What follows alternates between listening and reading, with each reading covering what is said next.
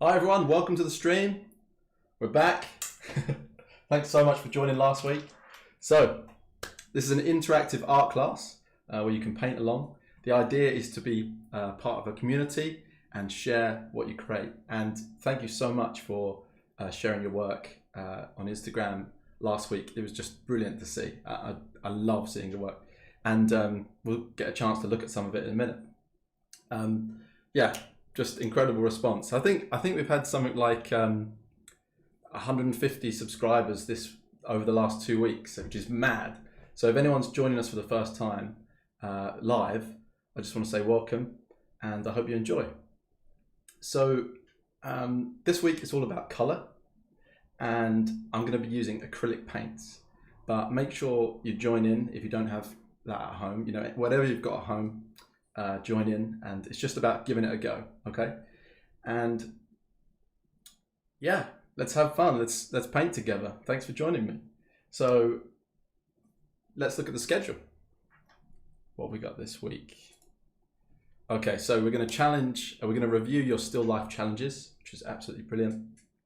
We're going to look at a few color tools and kind of fundamentals. So hue, we're going to look at what pigments are, color wheels, value and chroma.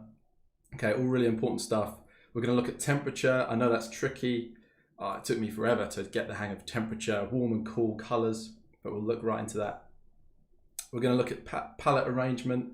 Okay, the best ways to lay out your palette and actually do some color matching as well. So we're going to mix a specific color.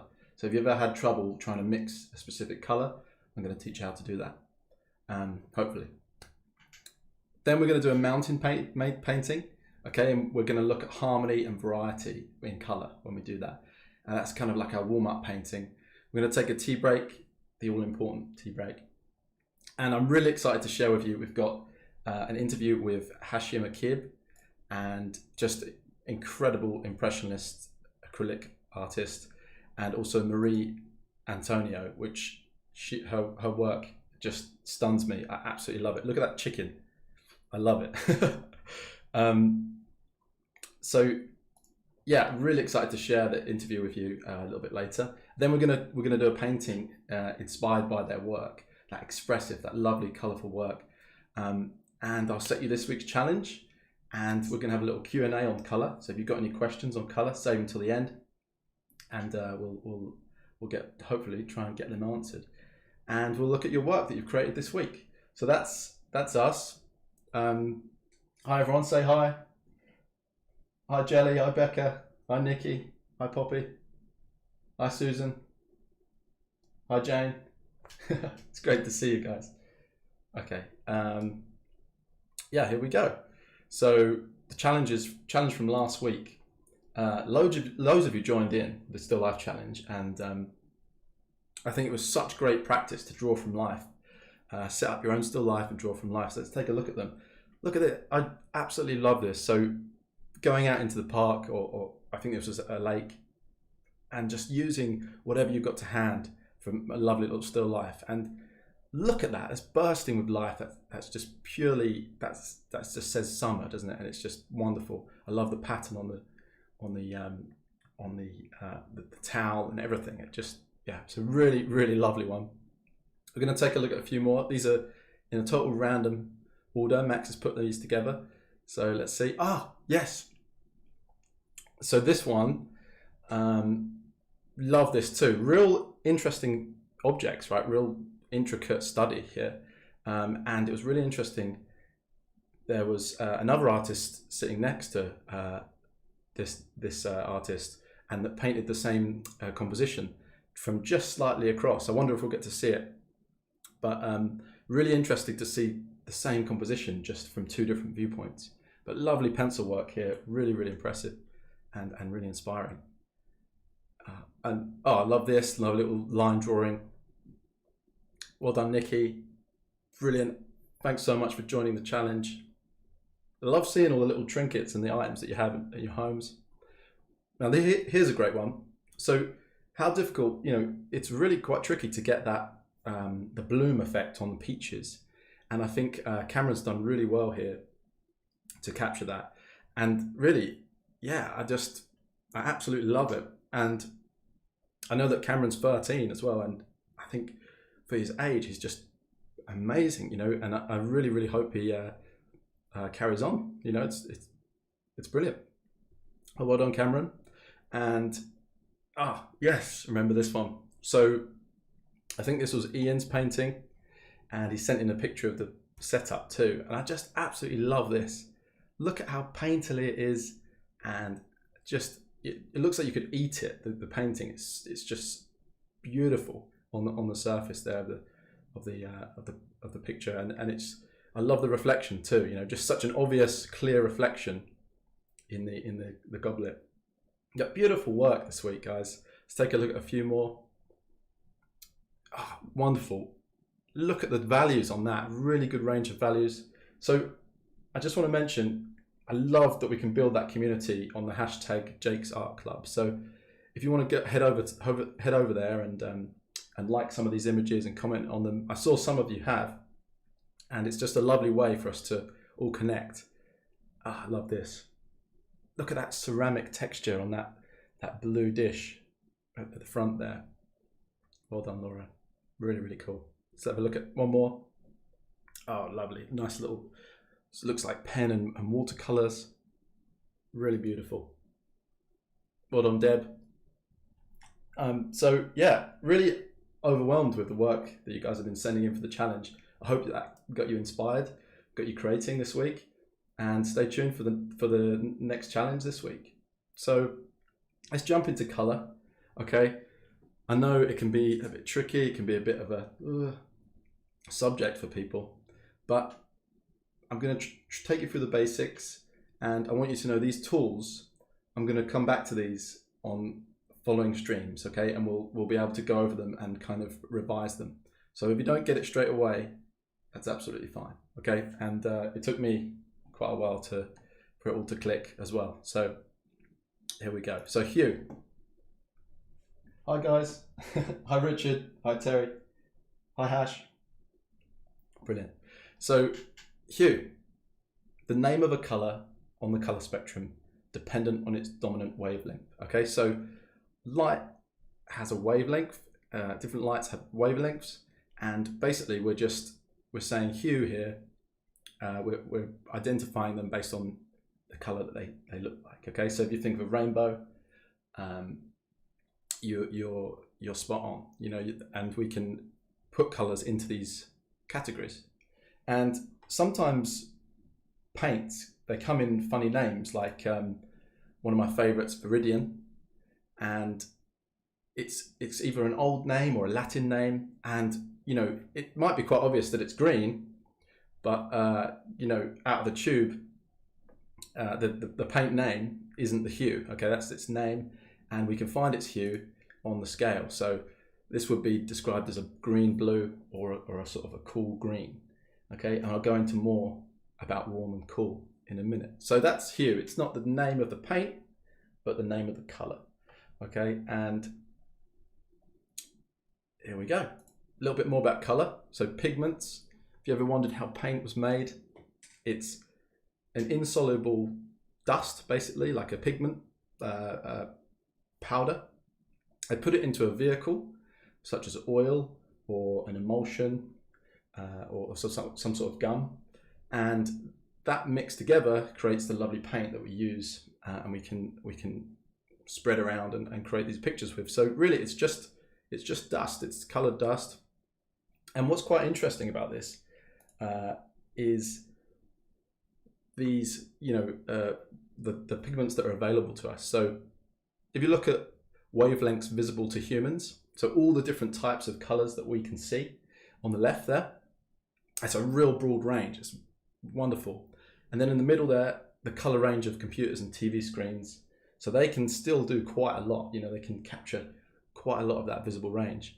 And then pigments and paints and printing, you can see it's a much smaller range of available pigments.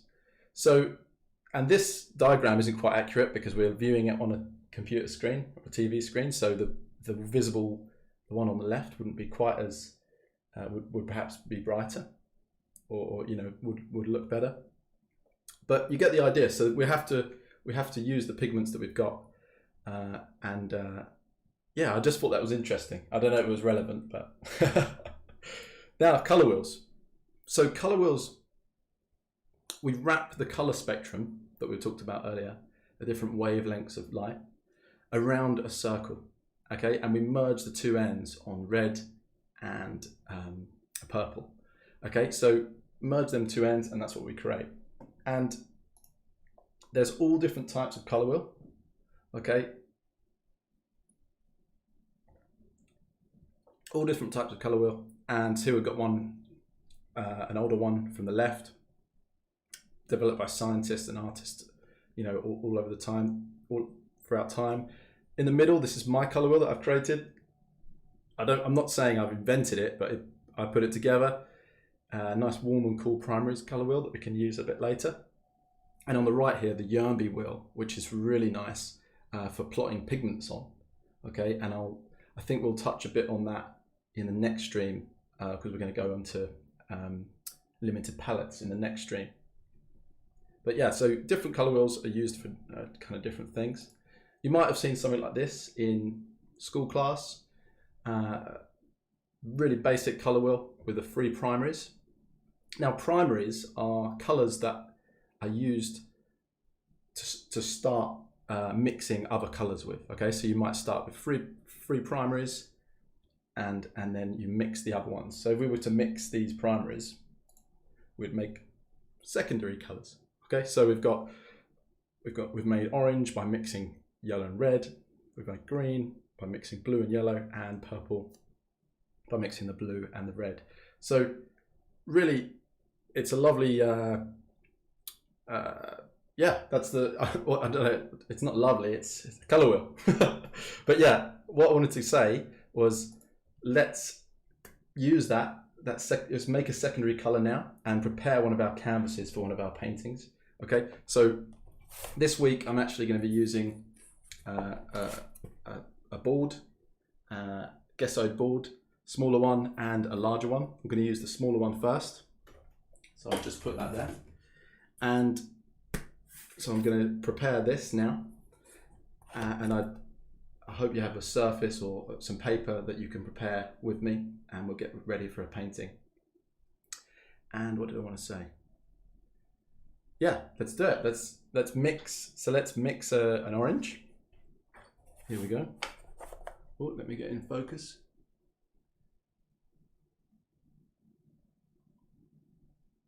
There you go, a bit better. So let's mix an orange with 2 yellows. Sorry, yellow and a red. Or you might have an orange available. That might be a little bit of cheating, but let's mix it. Yeah, let's make a secondary color out of 2 primaries. So let's just have a go. I'm going to be battling the paint here, sliding down the canvas here, because this is at an angle, so it's going to be slowly dripping down. Let's grab a nice big brush and mix an orange. Okay, so what you'll notice is yellow is a much weaker pigment, okay, and you'll need to use a lot more yellow than you will red in your mixture. There we go, there's some sort of orange. Don't need to be too scientific with it, but let's get some orange on this surface. Okay, we're going to prepare this first board or page that you've got for a painting a little bit later. Okay, so let's just whack it on. Give you a few minutes to do this.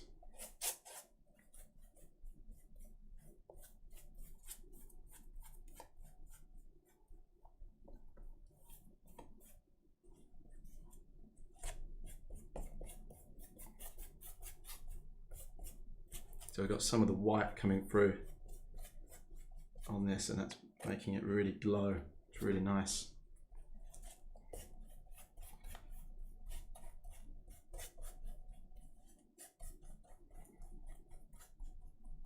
There we go. So we've got our canvas prepared for a little bit later on. So let's go and put that to one side and let that dry. And we can use that as a nice ground underneath. Cool, so just while you're finishing that, I just wanted to say, what did I want to say?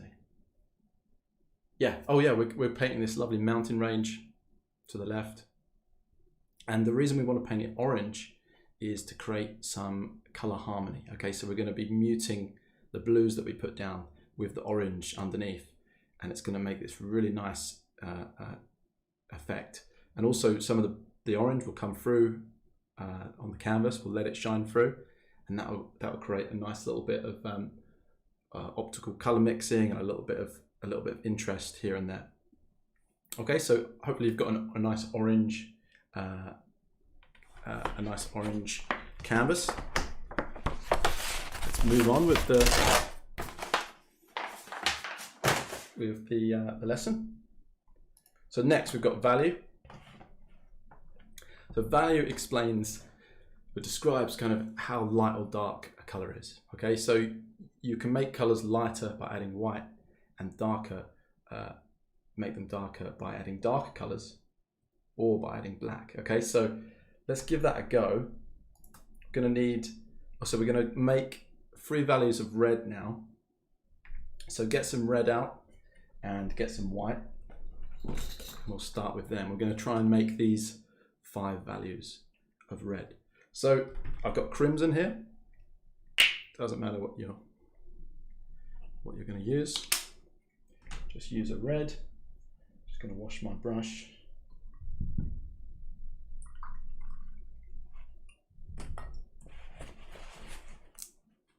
Here we go.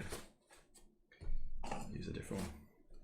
So color has an intrinsic value. Okay, so let's work out what value this red is, this crimson. So I'm thinking it might be this 3. Let's give it a squint. No, definitely not. So it's actually a lot darker. If you squint at the screen now, you might be able to see that that's very similar to the 4. So we can start here. This is our intrinsic, this is the our starting value of the color. Okay. There we go. Make a nice little patch of the raw red. Perhaps your red's a little bit lighter and it's, you know, a little bit higher up, but we'll see. So let's make 5 tones of red. So we need to, if we want to go lighter, we're going to add a little bit of white.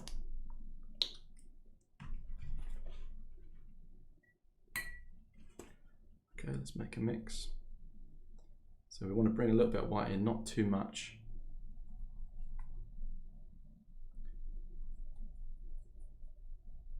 And you can see it's changing the value, but it's also having a really strong effect on its that kind of the pigmentation, and it's creating pink. Okay, so how's that? Maybe that can be our number 3. No, I think I went quite light with the reference. Now let's add some more white to it. Okay, I'm just giving it a squint. We're more or less there. Okay, and that's my value 3. Now I'm going to make another pool, add even more white.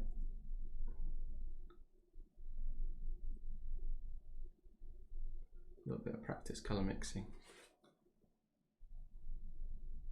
There we go. So an even lighter red. Maybe it needs to be even lighter. And that top one, number 1, it's not quite white. It's just got a little bit of color. So maybe we can just take that.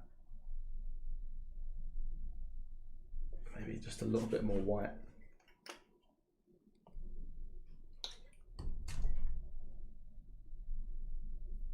There we go.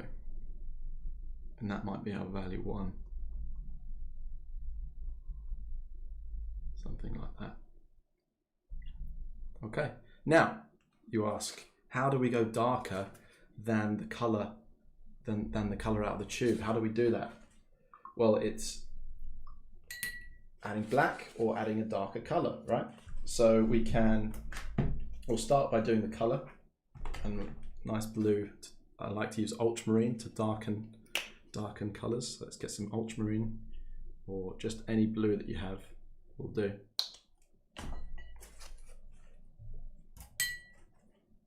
Okay, let's mix these together, just add a little bit of that blue. Got a little bit of white left over in the brush, so I'm going to make sure I really clean out my brush so it's not lightening the mixture at all. Start again.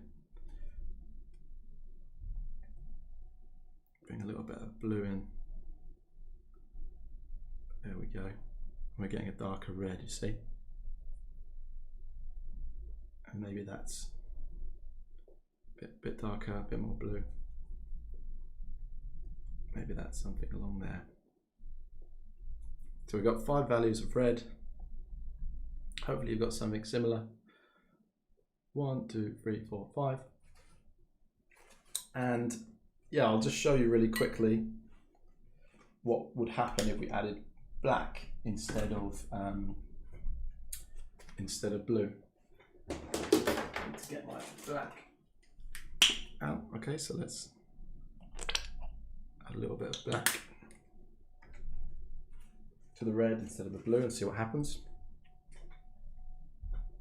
Okay, here's our red, and we're just adding a little bit of that.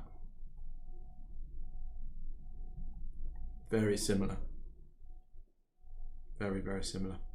And black can be used much like a blue. But I mean, you probably can't see it on the camera that well, but I would say that this one here, the one we mixed with the blue, it's a little bit more vibrant. It's got a little bit more going for it. And the one we mixed with the black just looks a little bit more kind of dead and not as interesting. Okay, so that's one of the reasons why we tend to stay away from using black when we're mixing paint. See, there's them two next to each other. But there's 2 ways to do it. So yeah, I would use blue, but if for whatever reason you can't, or you want to use black, you can do that as well.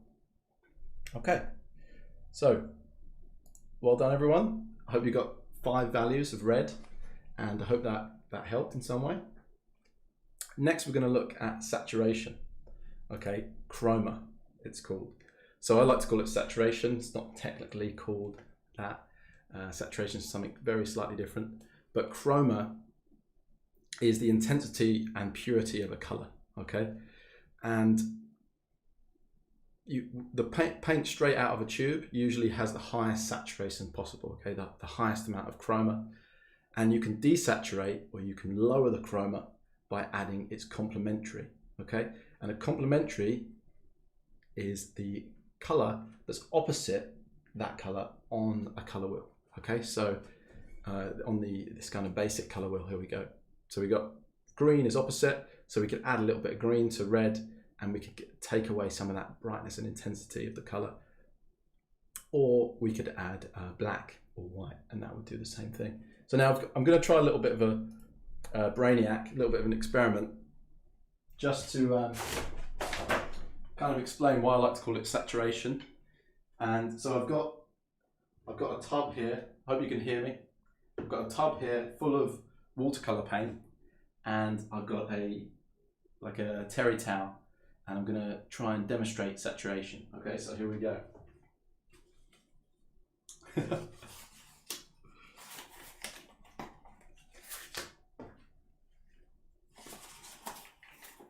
Right. So let's saturate the terry towel in the blue paint. Okay, so you can see it there. It's heavily saturated. It's got lots and lots of color. There's loads of the liquid and loads of the paint soaked into it, isn't there? And you can see so much of that blue. Now let's wring it.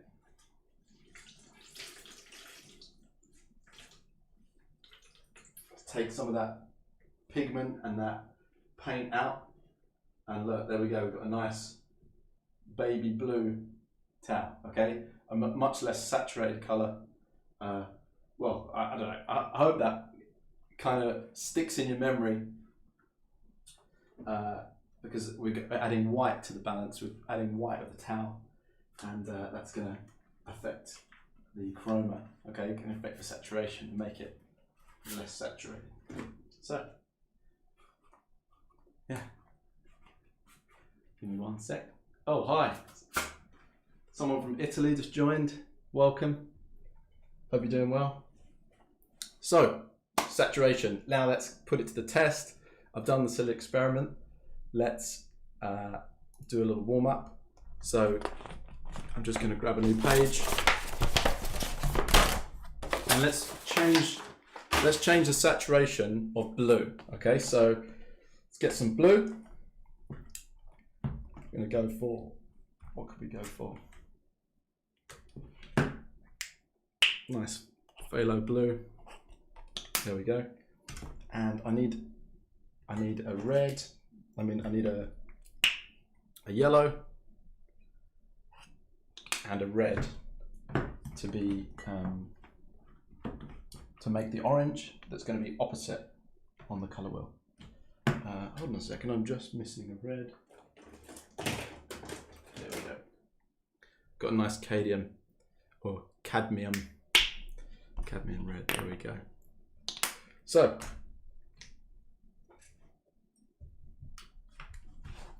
here we go. Let's desaturate a blue. So we've got this lovely blue. It's full of color. And remember, the most saturation you're going to get is going to be straight out of the tube like that. Absolutely lovely. And remember last week, Sarah Sedgwick was using painting all the bright things in her pictures first, the most saturated things in her pictures first, because she didn't want, over time as she's painting, her brush is getting dirty, her water's getting dirty, she's going to affect that nice bright saturation. So let's bring a little bit of yellow, a little bit of red, or a little bit less red, a little bit more yellow, okay, into the blue, and it's becoming sort of black. So to counteract that, okay, we want to keep it the same value, but we just want to change the saturation. We need to add some white. Okay, so let's add some white. Okay, there, look, you can see it's almost green already. Let's add a little bit more blue. Keep it that side of the color wheel. We've got this same blue, but now it's not quite as in your face, is it? It's not quite as kind of luminous. It's been muted down somewhat. So we've added orange, but you don't have to mix the orange first. You can just put them two primaries straight into that mixture. So I hope that makes sense. Probably says mine turned a nice green color. Oh, great. Well, so let's just do it again. So start off with your blue. Okay, and then it's all about the amounts of these two colors that you put in. Okay, so you think back to when we made the orange. We used a lot more yellow and a bit less red. So look, that's a bit too red. Let's get a lot more yellow.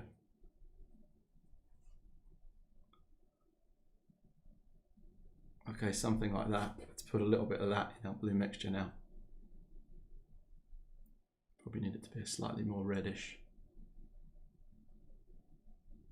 There we go. So it's turned black, isn't it? And when you mix the three primaries together, you're going to create a brown or a black. And then let's increase the value. We're making a lovely turquoise kind of color here. But it's very muted. Very muted. So yeah, that's saturation. So imagine that terry towel, you know, that I've started with this full of color and I'm wringing it out, I'm desaturating it, and it's going to be less bright and less kind of in your face. So I hope that makes sense. Oh, well, I'm glad it was you've been making some good colors. Right, okay, up next we've got temperature. So, right, okay, so a couple of you are having the green problem. So just don't be afraid to bring back more of the blue. Okay, just bring more of the blue, and you can see how you probably just put too much of the opposite side of the color wheel in. Okay, too much of that complementary. So here, look, I've got a blue here that's just slightly more desaturated. So I hope that helps. Green problem, just add more blue.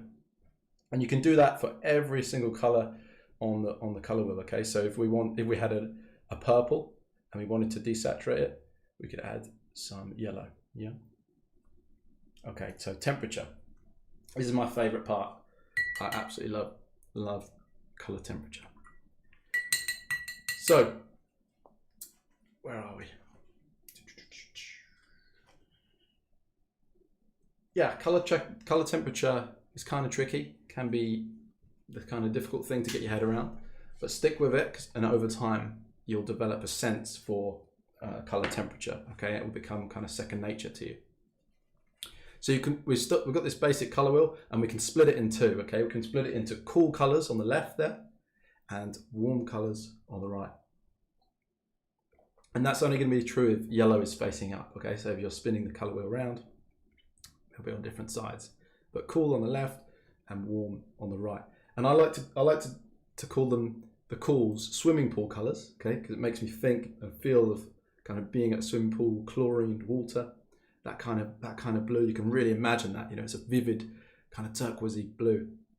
And warm as fireplace or campfires, you know, where you've got that real hot orange fire, you know, into the evening, and you feel the glow on your skin. Okay, so this is the kind of thing, we're separating these colors into kind of a feeling and a sensation that we're getting from them. Okay, so swimming pool colors and fireplace colors. Let's try and remember that. And I'm going to put you to the test now, because we've got generally yellow, orange, and red are warm colors, green, blue, and purple there, cooler colors. But color temperature is relative, okay? And even a yellow color, which is on the warm side of the color wheel, can be cool or warm, okay? So you could have a cool yellow or you can have a warm yellow. So I've got two color circles here, and I want you to try and identify the warm yellow. Okay, so type it in chat which one you think, A or B. Let me know. I'm just gonna have a swig of water.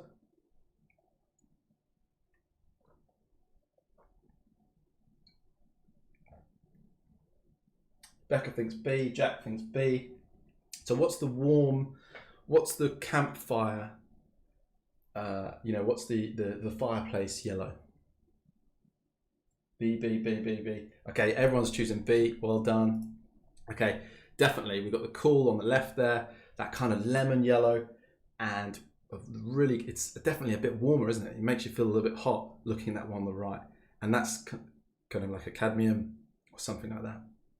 So really well done. Next, can you identify the warm red? Okay, type the letter in the chat, let me know. Which one's more fiery? Which one's heating you up? I'm not sure how your screens are seeing these colors.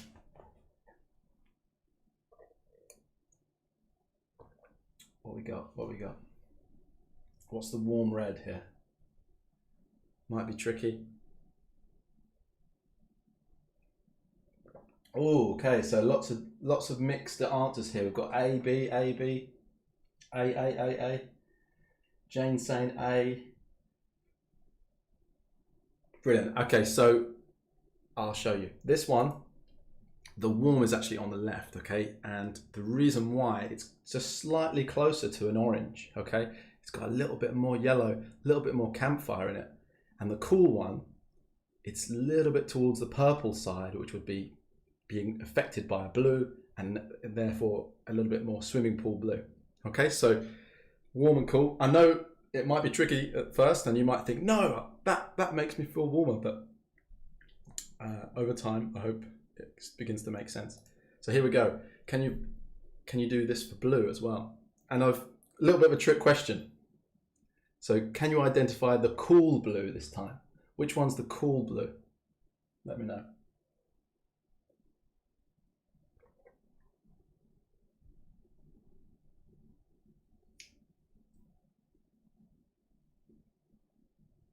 Which one is the cool blue? Okay, we've got some answers coming in. Yep, that's it. So on the right, we've got the cool blue. Okay, so the warm blue on the left is slightly more affected by red. Okay, slightly more towards the campfire. I know this is very, very abstract and difficult to get your head around, but can you see it's a little bit more purpley? And that cool blue on the right is very swimming pooly, very blue, very almost just cool. It's less hot. Cool. Yeah. Well done. Well done. So a few mixed answers there, but I hope with time you'll get it quickly. Okay. And well done, everyone. Now I want to introduce you to my warm and cool primaries color mixing wheel. Okay. So this is something I put together when I was teaching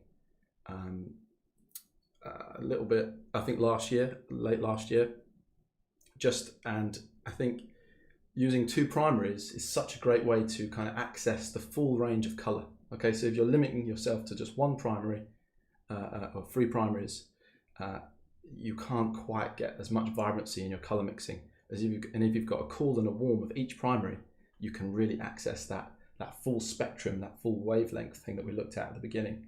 Okay, and I'm not going to make you do one of these, don't worry, but you can download this. You can take a screenshot if you like, or you can download it if you're a Patreon of the channel. You can find the link for that in the description. But yeah, I'll take you through it. So here we are. We start with the cool and the warm of each primary. Okay, so cool and warm of each primary, and then we mix a cool and a warm of each secondary. Okay, so there you go. You've got a little bit more options, you know, than the other one. Okay, a little bit more going on. And then we take you through, and you can make tints on the outside. Okay, so that's adding a little bit of white, and you can see this is really important for colors like pink. So you can see where the pink's coming from and what they look like. Then we do a little bit of desaturation. So what's happening in the middle there is let's look at that warm blue on the left. Okay, we're taking that warm blue and we're adding a little bit of that orange that's opposite the color wheel, and it's desaturating that blue just as we did earlier. So we're desaturating that blue and we're creating just like a muted blue, okay, a little bit less of a bright blue. And we do that for the whole way around the color wheel, okay, and you can create some nice kind of muddies colors and some grays. And then in the middle, we put our black, which is just all of them primaries mixed together for a real dark color in the middle. So it's a good exercise, and if you're into doing color wheels, you know, maybe check that out. I'll be uploading it. I'll be uploading it tomorrow, the worksheet, to the Patreon. So if you want to support the channel and have a go at that, please do. All right, so palette arrangement. Moving on. How do we use this information to help us? Okay, how do we actually mix the right colors? Okay, so I've got a real basic palette here. It's something I use kind of quite often. Hey, bro. Is it all good? Yeah, it's all good. Just making sure. You need me to help you with the sheets? You're not getting paint everywhere. No, it's all good. Yeah, no. There's a bit of paint, but no. It's okay, all good. Cool. I was just checking. Yeah, thanks. So this is a look. I want to break the palette down for you a little bit. So there we've got the warm and cool primaries, and of course we can mix the colors. We can mix the secondaries like we had on the color wheel. But we're talking about the palette, okay, where we're putting the paint on the side of the palette before you mix. So we can start with warm and cool primaries, and also there's useful kind of, I like to call them in-between colors. So let me grab one. So yeah, here Viridian is an in-between color, and because sometimes when you're mixing yellow and blue, you're not going to get this kind of extreme green. Okay, you're not going to get the extreme colors. Same goes for orange. Sometimes, you know, you want to bring in an orange pigment, or you might want to bring in a pink or like a magenta to really create a color burst on your canvas. Okay, so this is quite a simple palette, and then with the primaries, and then you can disperse within that your bright colors. And then really useful as well is just to have burnt umber or sort of brown or a Payne's grey and white paint. Real must have. So let's have a go at making a palette. If you've got a palette already set up, that's great. But I'm going to put on some colors now, and it can be a good little practice for you for color checking. Okay, so for your warm and cools. So here we've got cadmium red, and here I've got a crimson. So the crimson is a little bit cooler, so that's going to go there. Okay. Then we've got cadmium. It's a little bit more affected by yellow. That's going to go next to it. I've got an in-between color. Got my yellow ochre. Okay, it's nice little yellow ochre is a really fun little color to use. Then I've got my warm yellow and a lemon yellow. Okay, so I just want to say, if you haven't got all of these colors, I'm not expecting you to have them at all, but just put on what you think. Okay, from red here all the way down to blue in that spectrum, and if you have some different warm and cools, try and put them on in order. Okay, and if you've just got free paints, just put your free paints down. It's absolutely no problem. We'll have a go at color matching with them too. There we go. So there's that lemon yellow. What have we got now? Viridian. Viridian gone. These are in between colors. Not really that important right now. Don't really need them. But I'm going to put them down for the demo.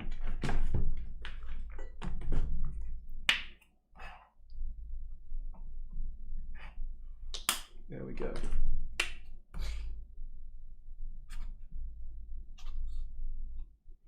There we go. I've got ultramarine and a little bit of burnt umber up here and a little bit of white. Okay, so I've got my full range, and now let's do some color matching or color mixing. And what better way, who better to match colors than Van Gogh? So here we've got one of his beautiful pictures here, and I've selected a few colors for us to try and match. Okay, so a blue, a yellow, and a green there. And they're not, you could think, oh well, I'll just grab my yellow straight out the tub, job done. But actually, can you see it's quite a bit different? It's this Van Gogh's yellow here, it's being affected by some oranges, by some, it might be a little bit less saturated. So there's a lot going on there that we need to try and get right if we're going to match these colors. So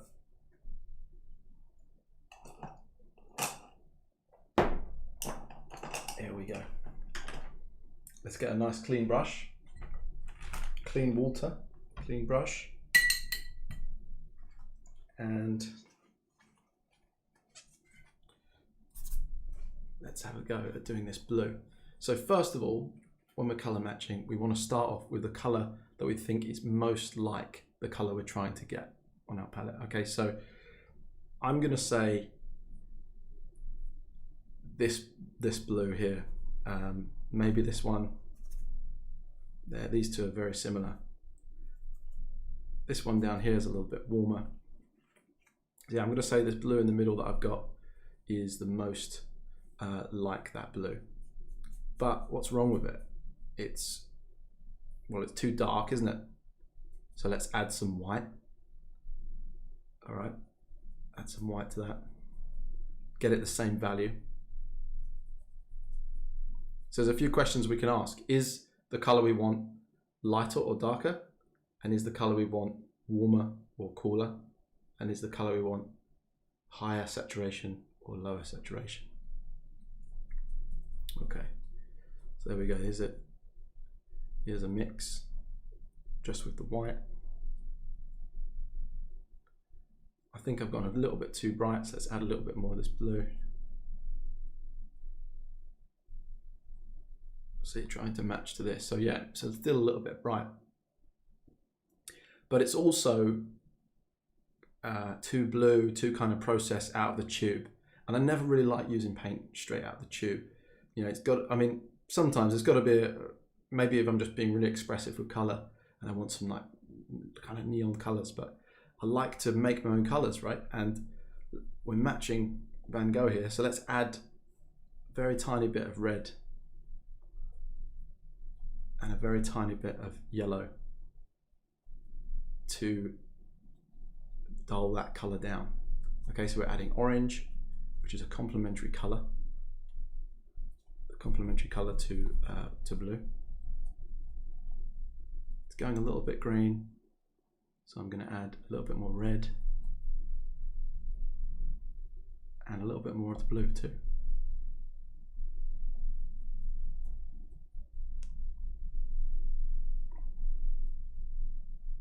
Okay, I see.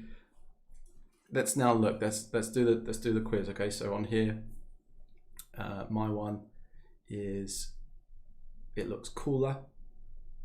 It looks brighter. This one looks a bit more red, a bit more affected by red. So let's bring some of that red in. And have a go, guys, at matching these colors yourself. Okay, just have a little play around. And it's very, you know, it's like fine tuning the colors, little dabs, and even just being, having control of how much paint you're picking up from these little wells of color. Okay, but here, you know, that's looking pretty near, I think. Oh, too much. That's looking pretty near this color that we're trying to match. Maybe there's still a little bit more, too much blue in it, but it's very close. Maybe a little bit more of this red. And a bit grayer, perhaps. But I don't want to spend too much time. But can you see it's very kind of finicky, very minor adjustments. And you know, I wouldn't expect you, if you're doing a painting, I wouldn't expect you to pay this much attention to matching the colors. But I just want you to know how to do it if you want to. All right. So yeah, the colors are going to dry darker. That's very true. Thanks for reminding me that. Yes, they will dry darker. And if you're using watercolors, they'll dry lighter. And with oils, you know, it's a lot better because the oil kind of keeps the paint wet, okay, and that glossy finish stays the same, okay. And if you then varnish a painting, you'll get a lot of that darkness back. Right, let's have another go with this yellow. I'm just going to change my brush, and then we'll move on because I don't want to spend too much time just color mixing. So what's it closest to? Maybe this cadmium yellow.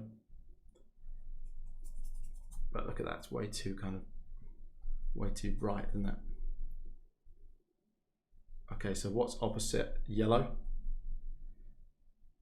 Purple.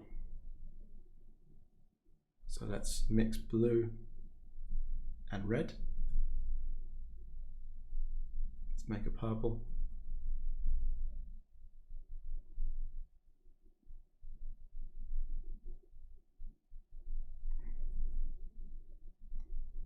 Okay, and then just a very minute amount into our mixture.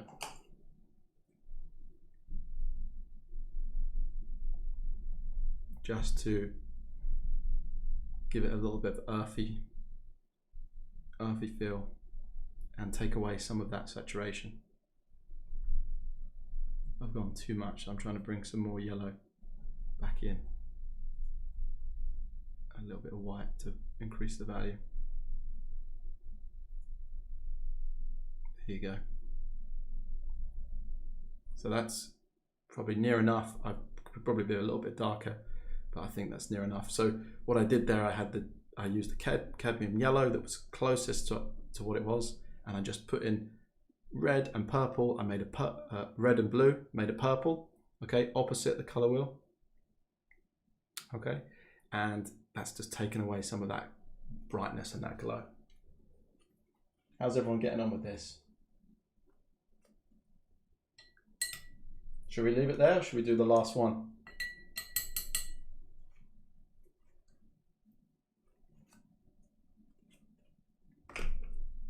What would I start with, do you think? Viridian is very, very cool green. So let's take some yellow into it. What's opposite green? Red. So we can add a little bit of red to mute it down.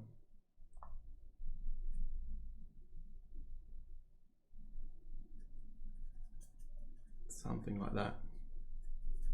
A little bit of white because the value is a little bit lighter.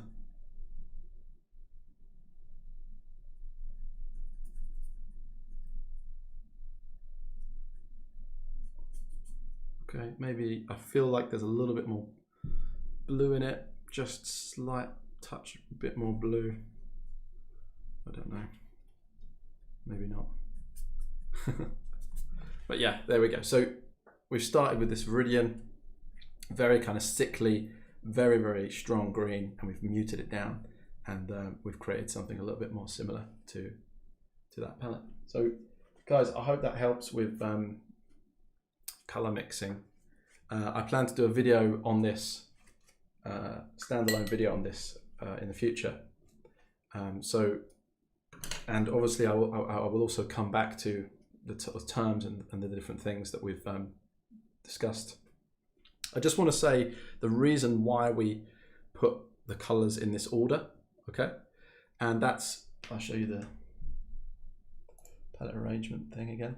The reason why we put it in this order, okay, is because it's easiest for us to know how to make more vibrant colors. So just very quickly,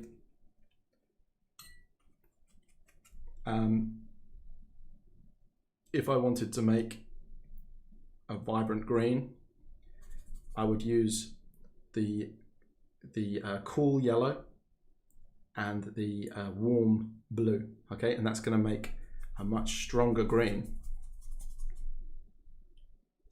Need to use a lot more yellow. I'm going to make a much stronger kind of vibrant green than if I was to use the colors that are further away. Okay, so let's use the warm blue and the warm yellow, and it's going to make that green that we make is going to be a little bit less intense, a little bit less bright or saturated. So keeping them in this order is a really good way to kind of keep your, you don't have to think about it then. You can just mix the ones that are the closest together and you're going to get the brightest color.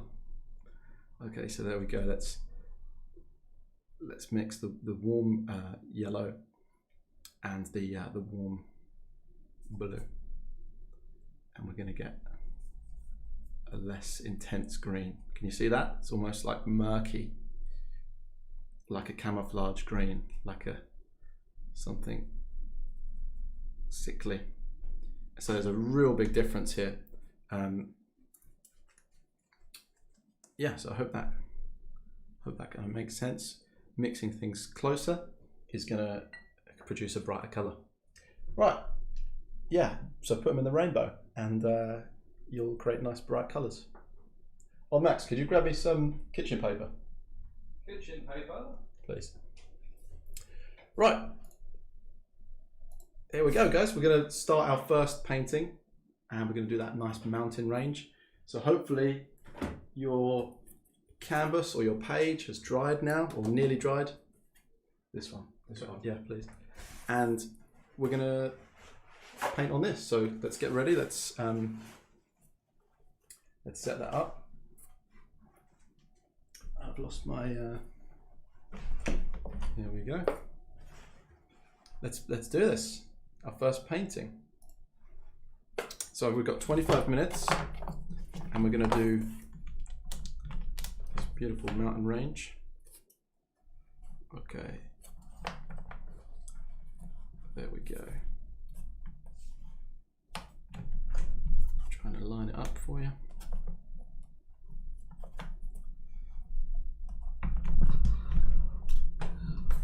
Yeah, just getting it sort of in the camera.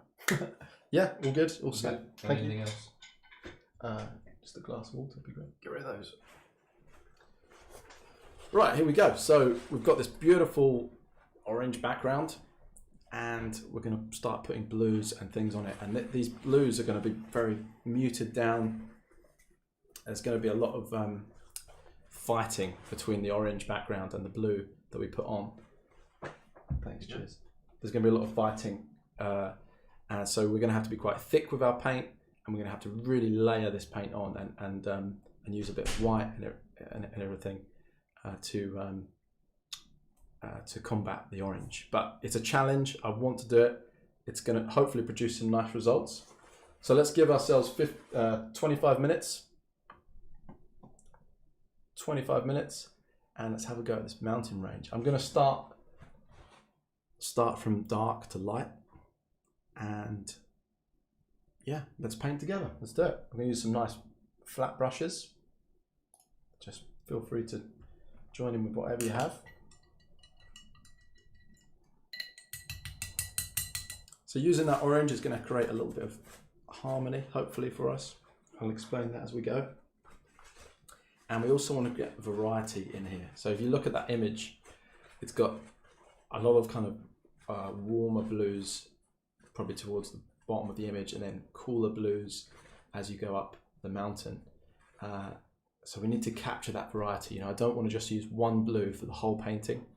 And maybe we can sneak some other colors in there, like some few greens, a few oranges or purples, to really kind of make this a vibrant and exciting piece, and kind of improve on the photo.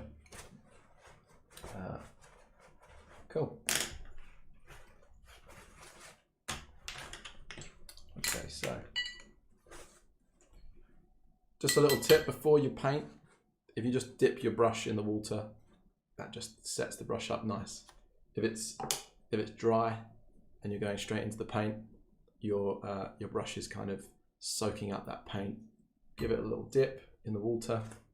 Doesn't have to be very wet, but that's just much more ready now to capture that paint, and it'll be much more, bit nicer to work with. Okay, here we go.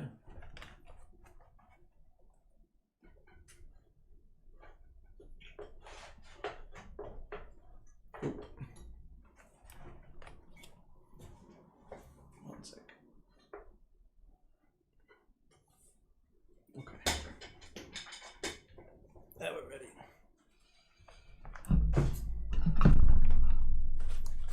Okay, so I'm going to start with the darks.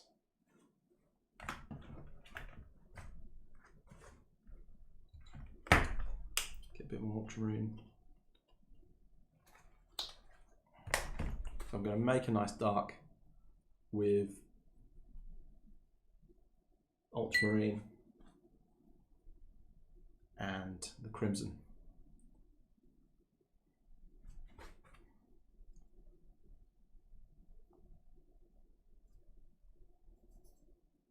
Maybe bring a little bit of burnt umber in there just to brown it out a little bit, get rid of some of that saturation.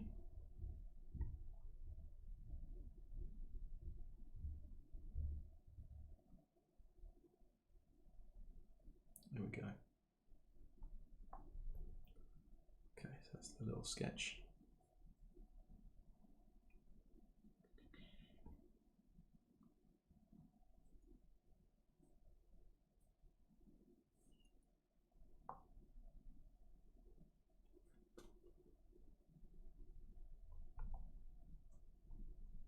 Use plenty of paint.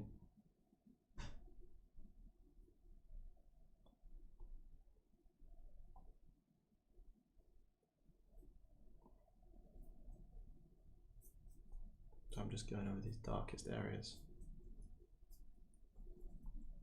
Oh, there's quite a lot of red coming through there.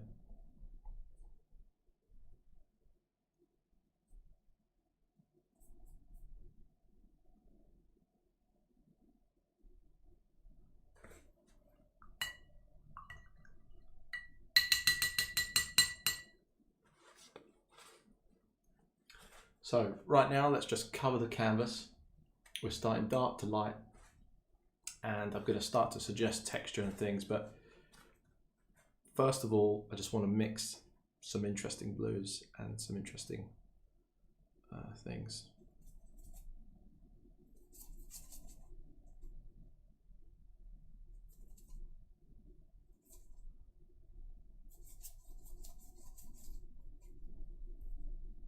So really important that I get the value right. Remember, we can change the value up and down with by adding white, or by, that's a bit too bright there for me. Maybe this blue could live here. Just cover the canvas.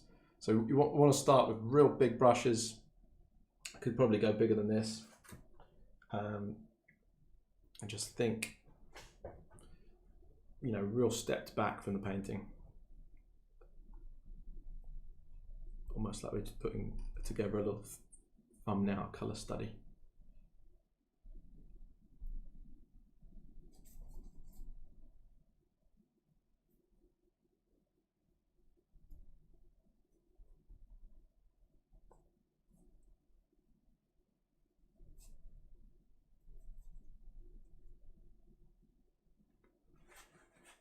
Says Jake, someone said, can I move the picture over to the left slightly?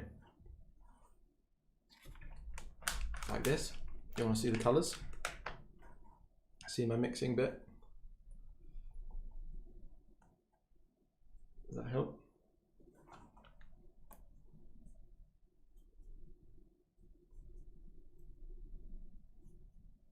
I'm just blocking in these blues. Yeah, can't quite get the palette in there as well. Sorry guys.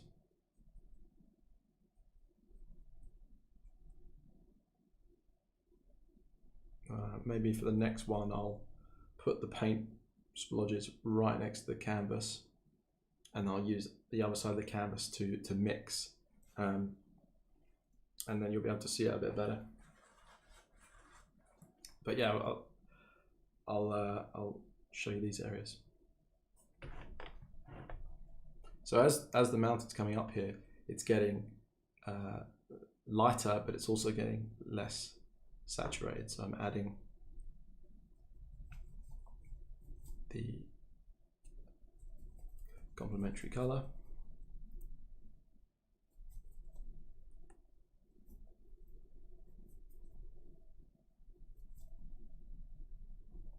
That's a bit too green for me. Maybe just by adding white we can achieve that. Let's get some more paint down.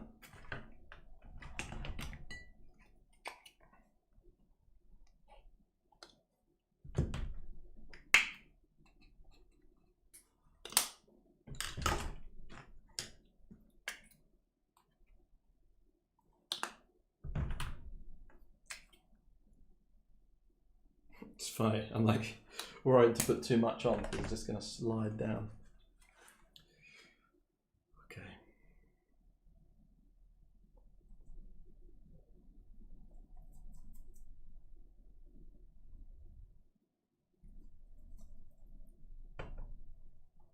Here we go. That's nice.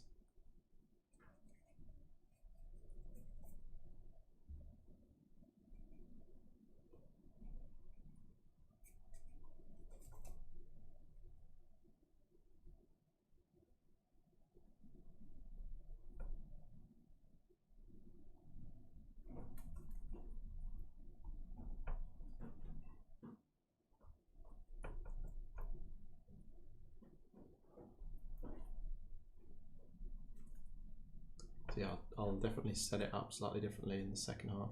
Get Max to come in. What's out?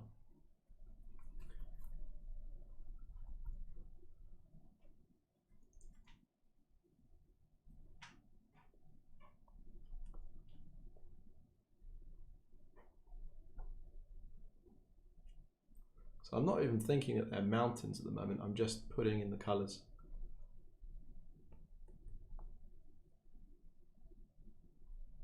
And value relationships.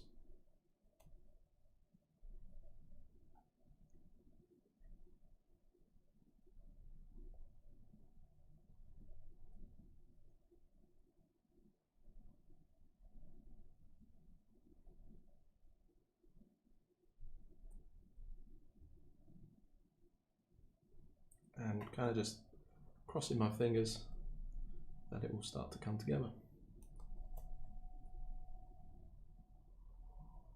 And it will. The beginning of the paintings are always the trickiest parts. Always full of so much doubt, self-doubt, and everything. But I generally, I would say, if it looks bad to begin with, you're probably doing the right thing. You know, because we so often want to just jump to the details and jump to the things that look right, but it takes work underneath. You know, it takes work underneath to bring strength to a painting.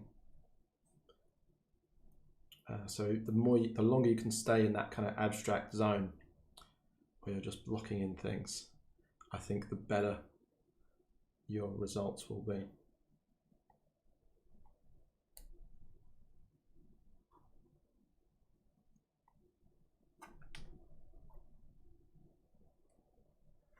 Okay, so we've got like a slightly different blue for the sky.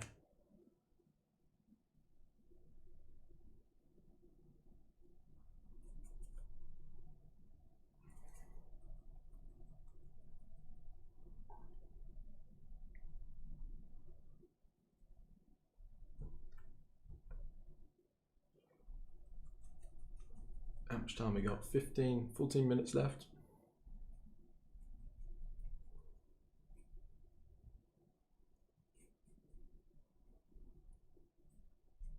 I know a few of you have got just invested in some paints. I hope you're enjoying playing around with the new medium, new paints that you've got. It's like Christmas, isn't it? When an Amazon package arrives and you've got a few paints and whatnot. Absolutely brilliant. So I'm just trying to get a little bit of the softness of the clouds here. Yeah, a little bit of softness while the paint's wet, because you can't, I guess I would struggle to achieve that a bit later on.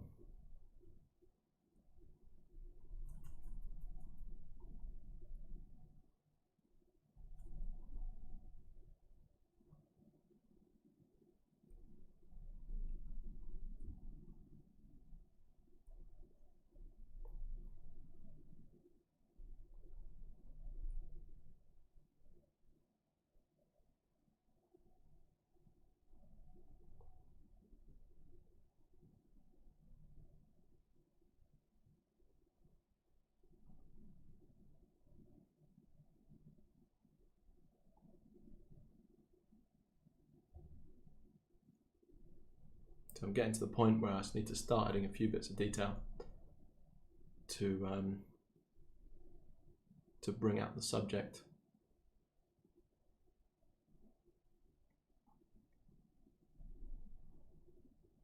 I try not to use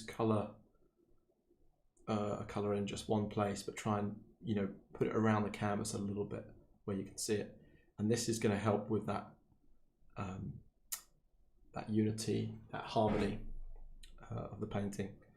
You can, so I've used this kind of earthy color a little bit, a few other places. If you can do that, it will help again to tie your picture together.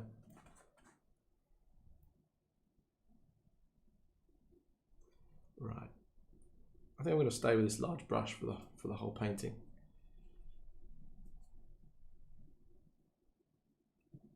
Yeah, it's nice with the orange, isn't it? Coming through. Poof. Really nice. I think I'm going to need to wash my brush. So there I was trying to mix a dark, and I've got the brush contaminated with white, and it's not going. So I'm going to clean the brush, start again. Brilliant.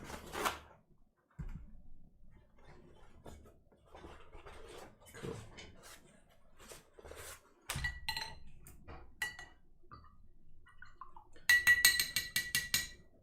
We've got 58 painters with us, or lurkers.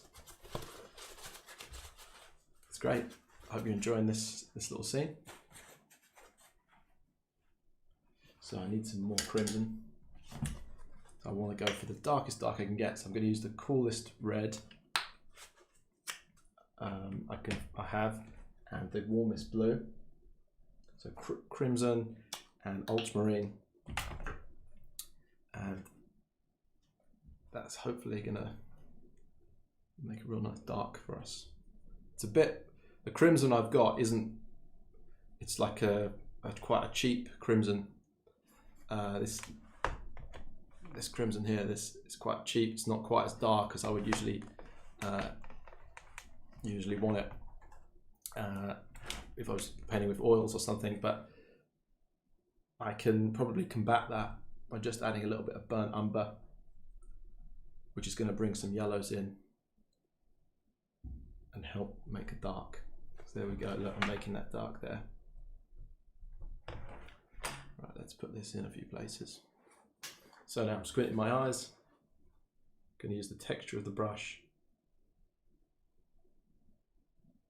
to capture some of that rock, suggest some of that texture.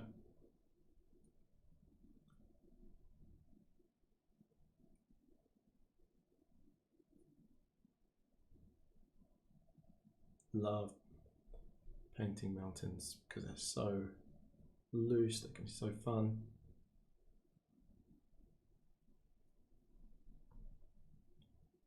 Just takes the texture of the canvas or the paper, creates a lovely kind of rock finish.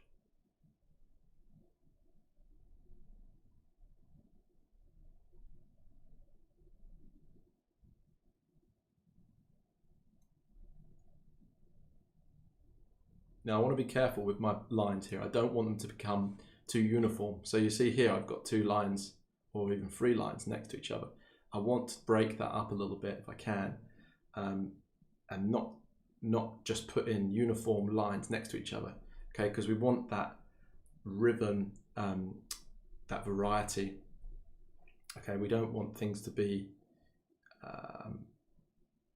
you know, thought about too much. This is nature that we're trying to copy here.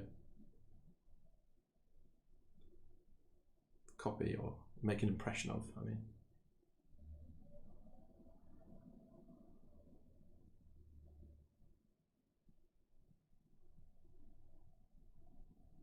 We've got another 8 minutes. What does Hannah say? It's good to watch your work and hear your commentary.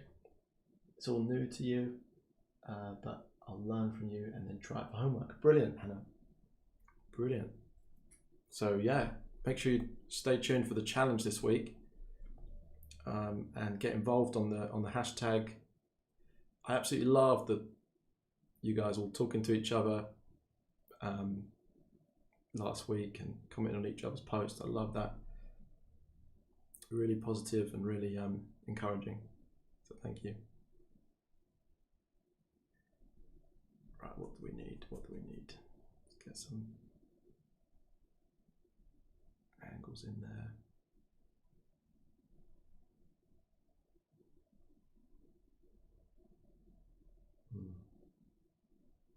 Okay. I think I need to bring this medium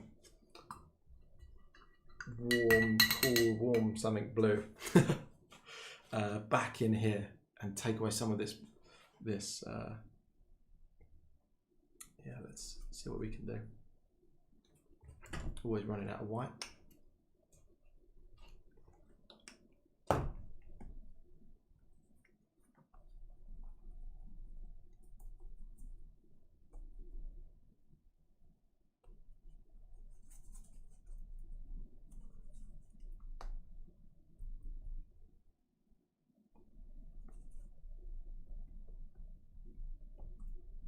Hopefully this is the right sort of blue.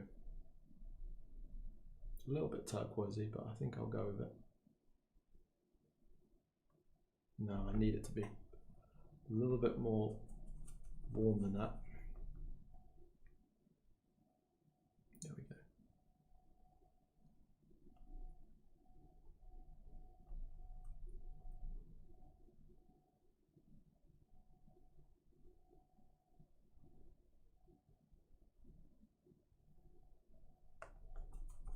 Just adding some whites, give it a bit more opacity to fight against these darks. So remember, the paint is going to change colour when it dries.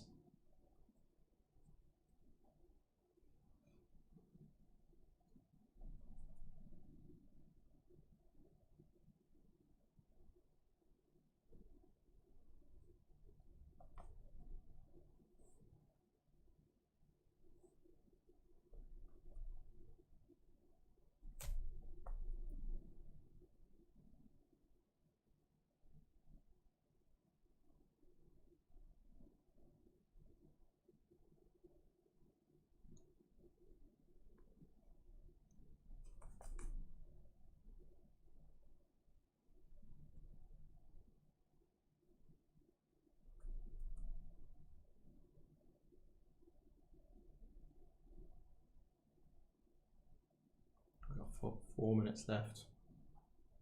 I'm just going around, continuing to add blues. And remember, I said at the beginning I want to add variety of blue. So yeah, let's change up the blues a little bit every time we go back to the palette. Let's get that natural kind of spectrum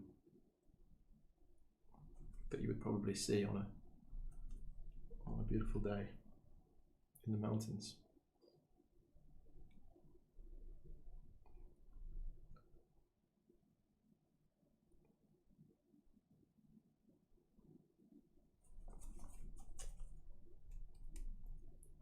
I'm just going around picking up colours that I've used previously,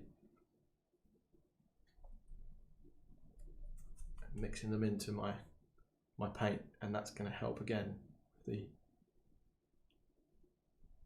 the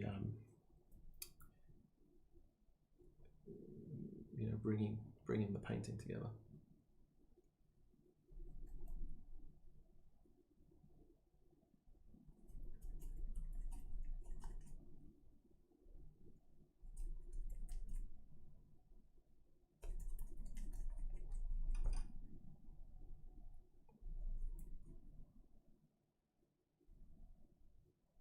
So remember, I wanted it to be slightly cooler, slightly more swimming pool blue coming up this side of the mountain.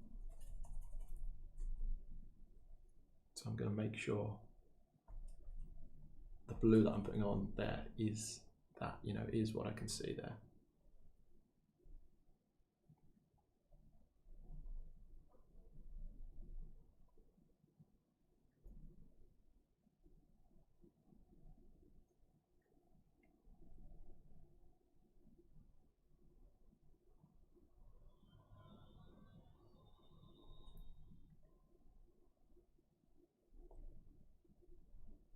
That really light bit, need to capture that here. Really nice light point of interest. So your eye is always going to go to somewhere that's got high contrast. So let's make high contrast there and draw the eye to it.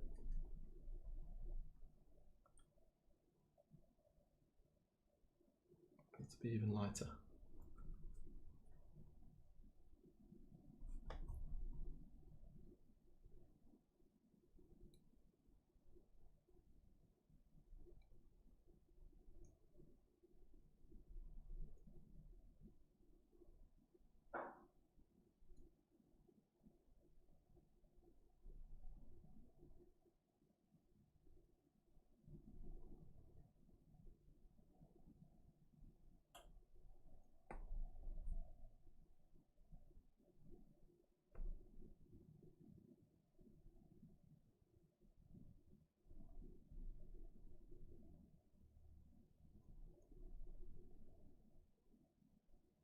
Right, low. Last minute or so, let's just make a few little adjustments to these points and make sure we've got the height, the nice bright areas that we need. I'm just going to bring down the aperture on the camera slightly.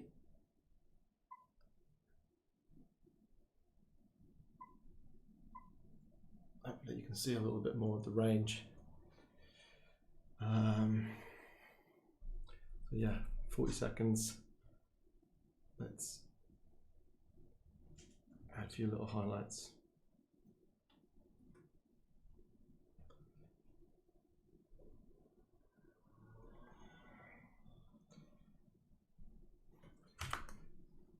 Where do we need to finish?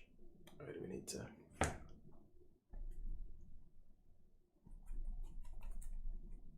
Quite like that orange chunk there. Maybe I should disguise it a little bit. Okay, let's just put in some final highlights.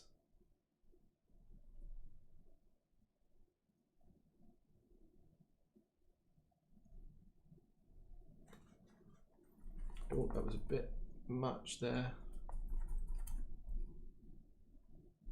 Work into that just slightly. That's it, let's time up, Jake. Everyone. Okay, just keep going, can you? Where the paint dries a little bit darker than you expect. Just want to go in and lighten things up again. But yeah, I think we'll leave it there. I've got quite a cool little composition. Maybe a few of the rocks are, you know, a bit different than the picture. That's absolutely fine. You know, if you've taken the essence of the painting, brilliant. You know, you do not need to be copying a photo, but making your own piece. I'd love to see your work, guys. Make sure you're sharing it on the Instagram with the hashtag Jake's Art Club and mentioning me as well. I can't wait to see some of the things you're putting together, and hopefully you got some of that nice orange coming through the canvas as well. Isn't that beautiful? Isn't that really adding something to the image? Hold on, let me move that. I think it really adds, you know, it really brings a life to the painting that perhaps wouldn't have been there. So guys, well done, and we're going to take a 5-minute break. So get some water, get a cup of tea, stay hydrated, and we'll be back with the interview. Amazing interview! I can't wait to show you with Hash and Marie, and a second painting as well. So I'll see you after the break, and we'll do some canvas prep and jump straight into it. Okay, I'll see you in a sec.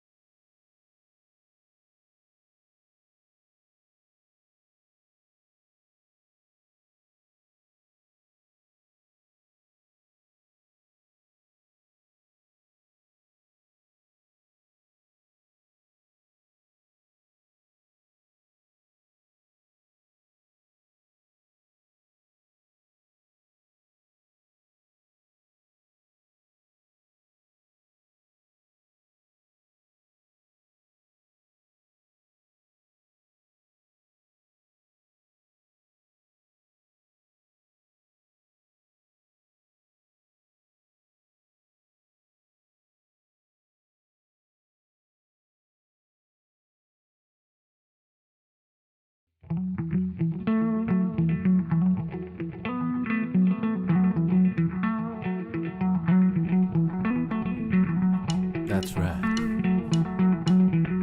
It's time for a Jake's Art Club. I hope you're ready.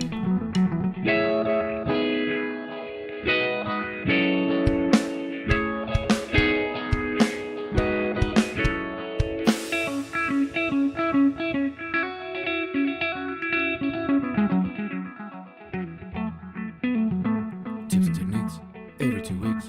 Tips and techniques every 2 weeks. Tips and techniques every 2 weeks. Tips and techniques every 2 weeks. Tips and techniques every 2 weeks. Tips and techniques every 2 weeks.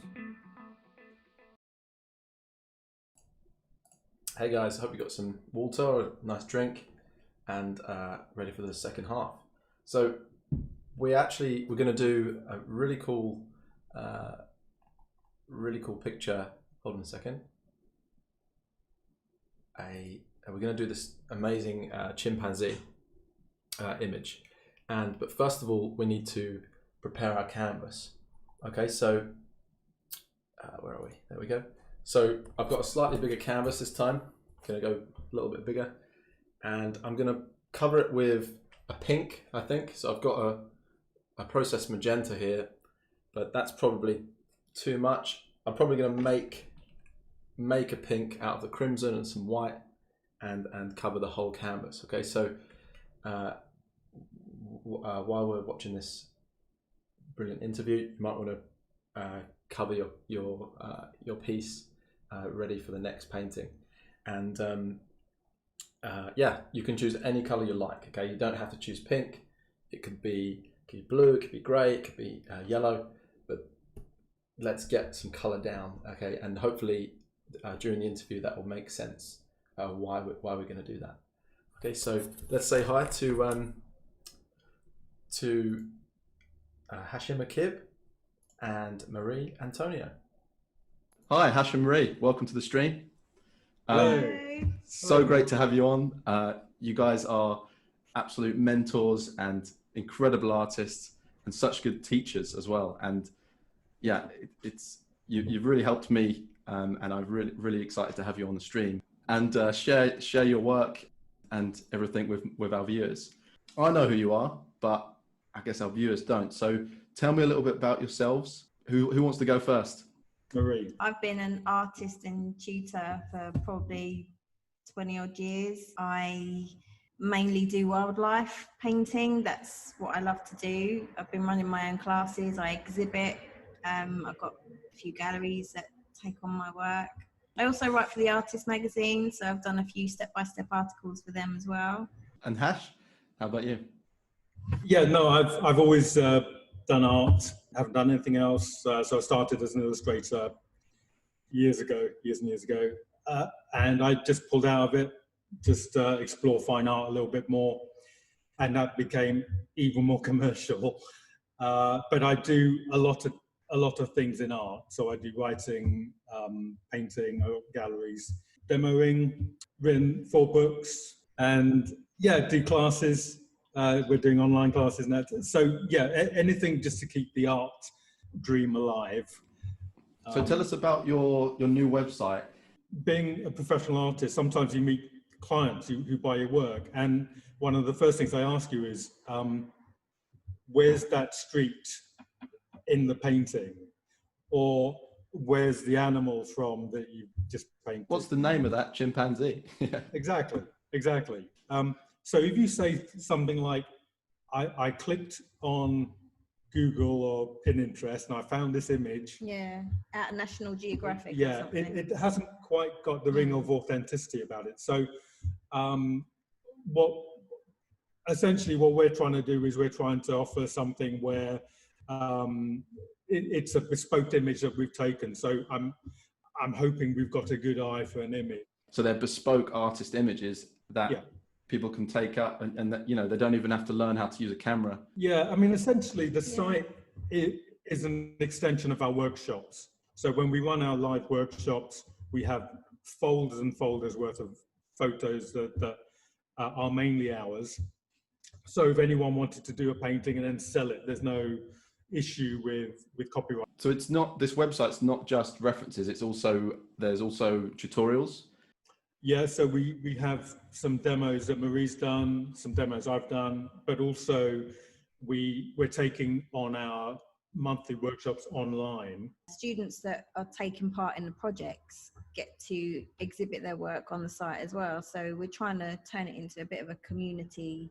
Your teaching styles as well are really good. You know, you have narration throughout the video that just keeps you engaged, keeps you up with the knowledge. And yeah, I really, really love your teaching styles. So Thank you. suggest We like yours as well. go and check them out. Hash, I wanted to talk about your style and how it developed. I painted very formulaically, traditional. When I decided to get out of that, I wanted to do paintings which were looser. I thought they were looser initially, but they weren't. And so I took an initial batch of paintings to a gallery, and she just slated all of them. She said, no, no, no. Like the firing squad, she What was wrong with them? What was it? essentially a kind of good gallery is looking for you, looking for your personality on canvas. So if you copy someone, you're pandering to something. So at the time, I was pandering to a sentimental, chocolate boxy audience, which to some extent is there, but they'll never, really, the longevity of that is very short-lived because someone else will be better at it. And there was a hell of a lot of people who did that really well. At that meeting, actually, she just happened to see some quick demos I did. And she said, I like these, and they only took 2 hours. So I thought, oh, that's strange.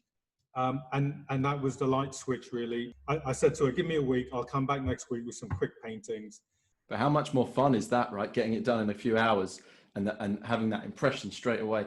The people who taught me or artists I looked at used to do very finished paintings, very long-winded, very kind of articulate.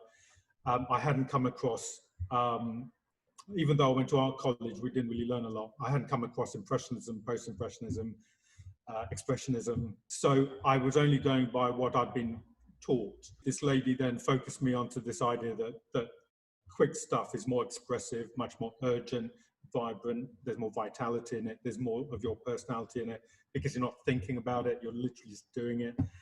And that the following week, I took these 5 paintings and they sold within a month. And I just thought that was a fluke. And then another gallery said exactly the same thing. And that was like 10 years ago, 11 years ago. I wanted to talk to you about the flat brushes and the way you almost don't mix the paint fully. Where did that come from? Is that just from working quickly and then it's developed? Yeah, we both like Impressionism. I particularly like Post-Impressionism. So you're looking at Cézanne, Paul Cézanne, or Van Gogh is a good example. Early Impressionism, which is what I started doing, was little dabs. So during Impressionism, a bit of an art history lesson, is when they developed flathead brushes. So the idea of Impressionism is a more mark-making process. Before then, it was a very polished process. And it's also an illusion, isn't it, with color? Yeah, the optical color mixing. Initially, I think we both started off with little dabs of color. It's a great way to learn about color mixing anyway. You put color next to color. If you put a green next to a red, you'll see them vibrate, especially if you do small colors like that separated from each other. It's like a pixelated screen, but you're seeing the pixels up close. And I think it developed through just having to speed up because of becoming more, I had more demands on my time. So I started using bigger brushes and I combined all the colors on one brush after a while. I just thought, hang on, why am I using one mark at a time when I'll just get 10 colors on one brush and just drag it down. Marie, I wanted to ask you as well, your animal paintings, you seem to be able to break down the animal to its purest forms and really, have like a minimal brush approach. When you're starting a painting, do you plan the brush strokes, or is it kind of like what's your process?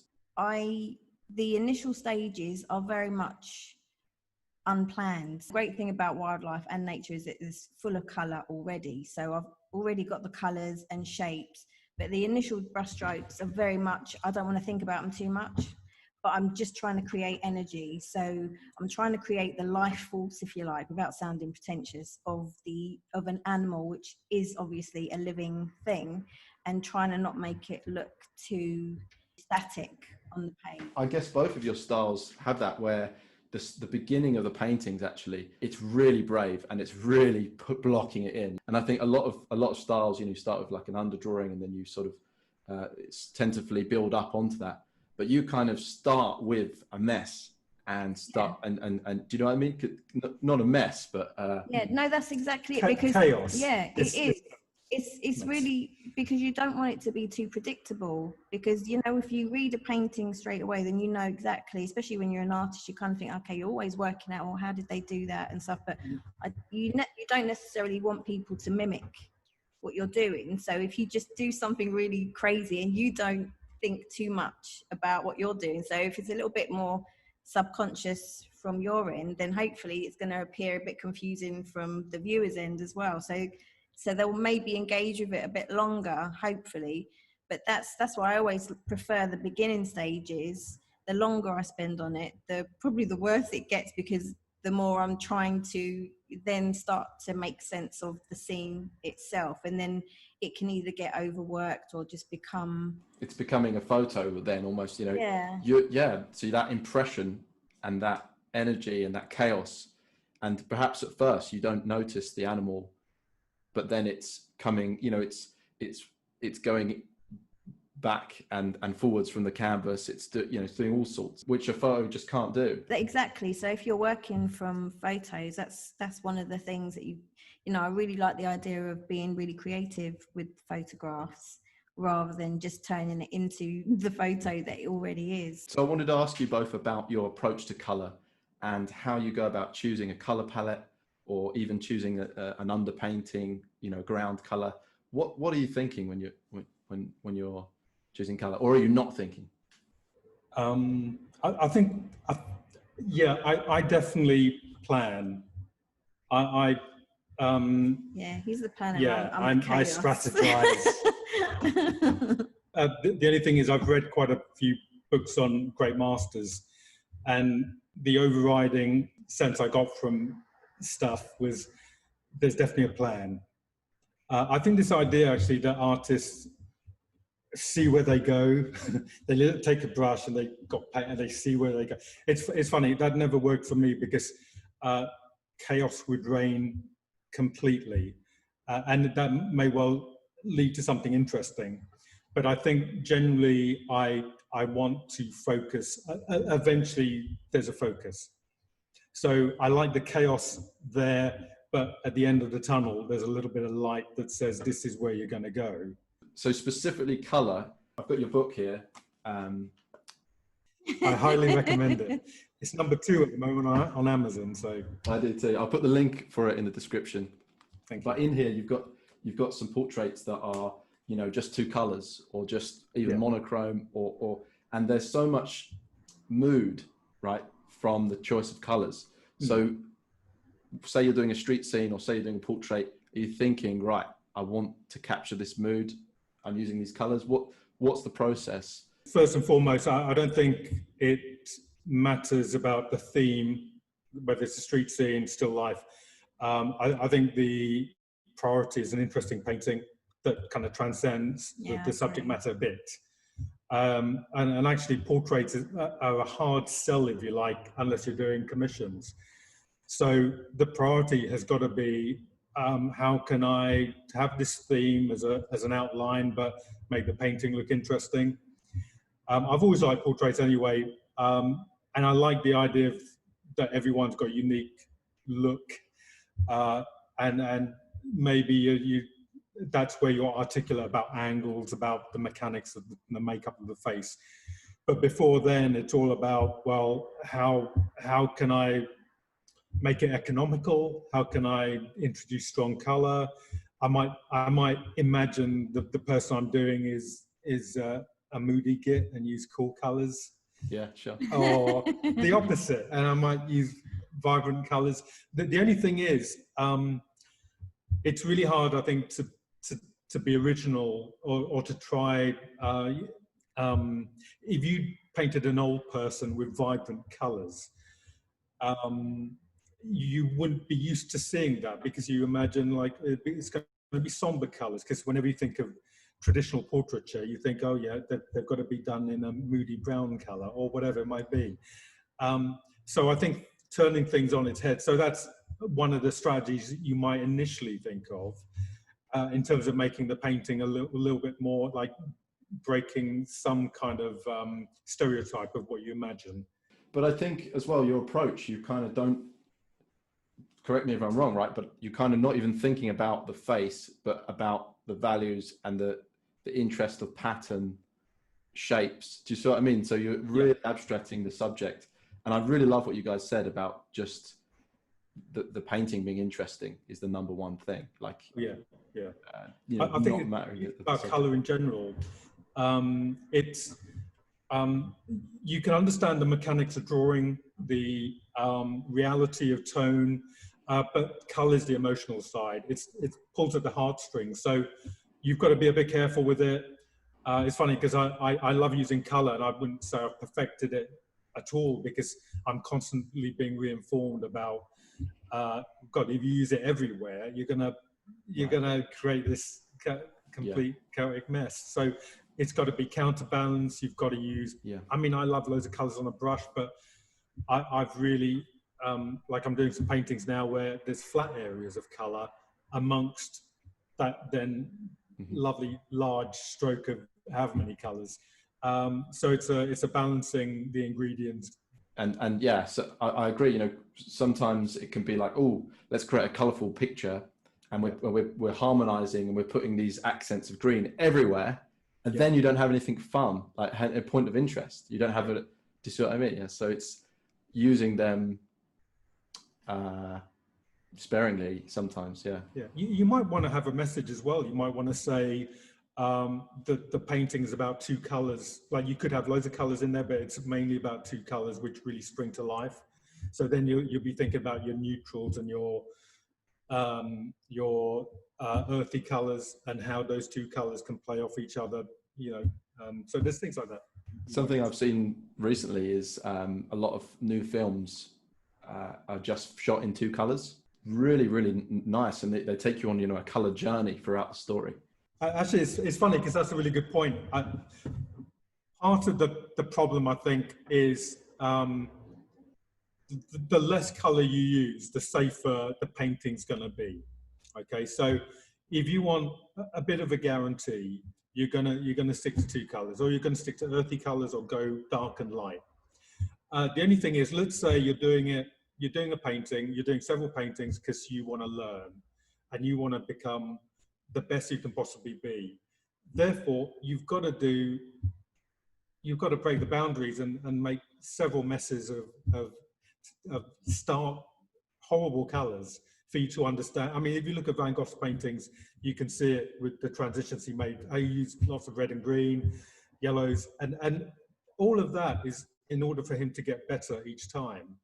I mean, I'm a commercial artist, so it's in my interest, if you like, to do safe and to make sure I can sell paintings. But I'm in this because I'm really passionate about painting, rather than don't get me wrong, I need to make money, but I'm first and foremost in this because I'm passionate about processes and being engaged. So you have to go through some paintings which are going to be a complete and utter nightmare in order for you to produce a better one the next time. So yeah, there's a safety net, but there's also that point where you straddle the risk factor a little bit more. So Hash, we talked about your painting portraits in acrylics book, which I absolutely love. And it's on sale right now on Amazon, is that right? Yeah, it's everywhere. Yeah, Take Modern. Yeah, it's everywhere. And I suggest everyone go and follow Hash and Marie on separate Instagram accounts. So Hash is Hash Paints, at Hash Paints on Instagram. And Marie is Marie Antoniou Art. Something we ask everyone is, what is your favorite art book? Then maybe there was something when you were studying that you found particularly, you know, a totem or something. I really like the book I go back to is that one. Yeah. No, but if there was another book, Van Gogh's Diaries, really good.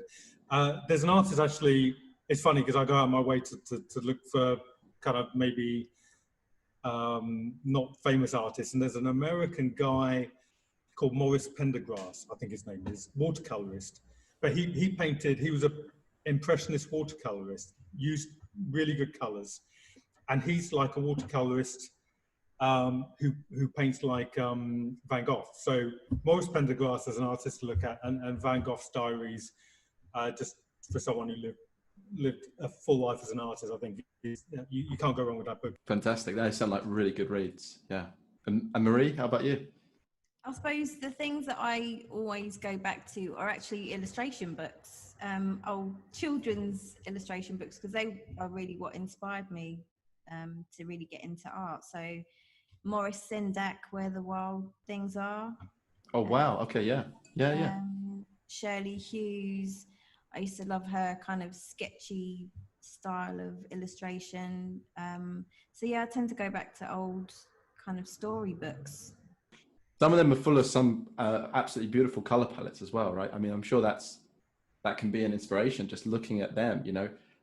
Marie, I wanted to ask you about your sketchy, expressive sketching style, because you've got a couple of courses on that, haven't you? Yeah, they're kind of just little, very short demos because the style is very quick, basically, inspired out of years worth of zoo trips that I used to make when I was at college and university, because that was my way of getting out and actually doing things from life, and actually the gestural marks that you used to get from drawing from life, from animals that would either move really, really quick, was a real challenge. So, you know, because you're spending so much time actually looking at the animal rather than your paper, you got some really interesting marks out of it. It's not about pinpoint accuracy, it's just about just trying to create something that's really energized and exciting, and actually something that's really fun to do as well, rather than me try and be very kind of articulate about every... Sometimes art can be like kind of, but actually, painful. but you're at a zoo, wherever you are, get that sketchbook out and just go for it. And even if the lines aren't missing, or they that's all part of your experience, right? And your expression. I really just want to start drawing, you know, and not caring and not worrying too much. So thanks for putting that together, Marie. It's really nice, really, really cool. And I hope, I hope our viewers can be inspired by that too.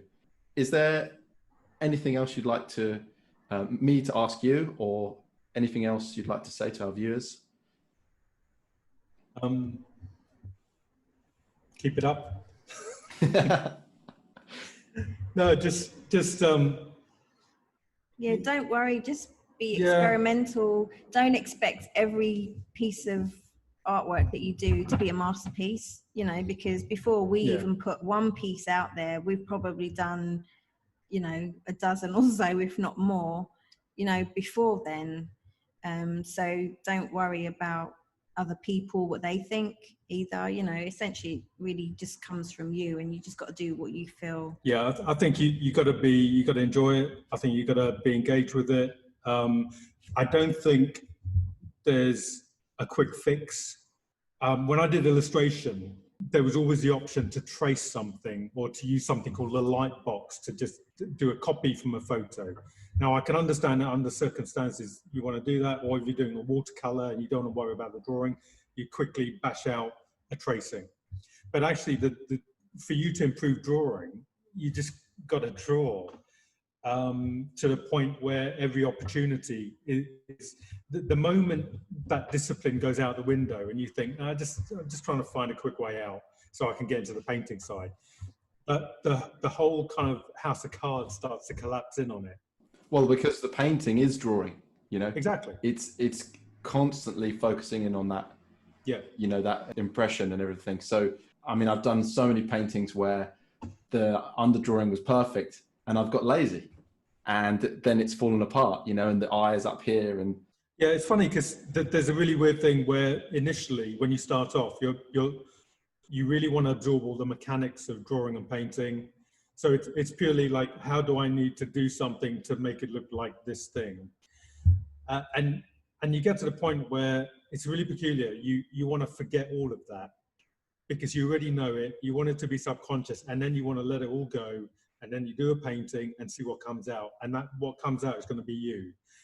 And that's why the moment you start tracing, the moment you start thinking, I wonder what those number 6 of the top 10 tips are. The danger is you're pandering, or you're trying to think there's a right or wrong way. There is the mechanics, but you can learn, and you do that through practicing, watching your website and what have you, reading my book. But there's a point actually where it's completely you. Very important to have that knowledge and that experience underneath it, and then let go. Yeah, it's really hard to let go because that's been your kind of backbone of showing off, showing how much you've taken on board and how perfected your draftsmanship skills are. But it's funny, once you strip that away and you look at technique and you look at what someone's trying to say to you with their painting, it becomes so much more interesting. Then it's much more on a human level. I'm someone who I was absolutely into the mechanics. I never thought I'd be going on about color and mark making, but it's become the staple of what I do now because I'm so interested in. I'm quite isolated. We're quite isolated. We don't go out much, even not with a lot. Even if there wasn't a lockdown. But actually, communicating through painting and through artistic kind of processes is really, to not say anything to someone, but to show them something visual that you've created is really interesting because you're going to get some kind of feedback, and maybe they'll read signs, and the iconography of the painting is really interesting. Thanks so much for coming onto the stream, guys. It's been a pleasure. And I can't wait to see you.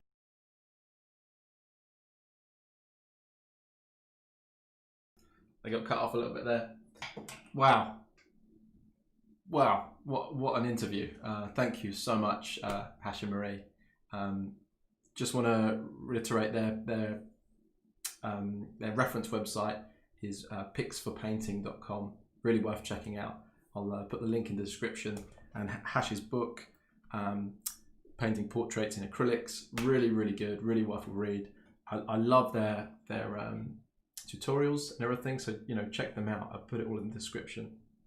And I think Hashim Akib are watching live with us and painting along. So hi guys, and thank you for the interview.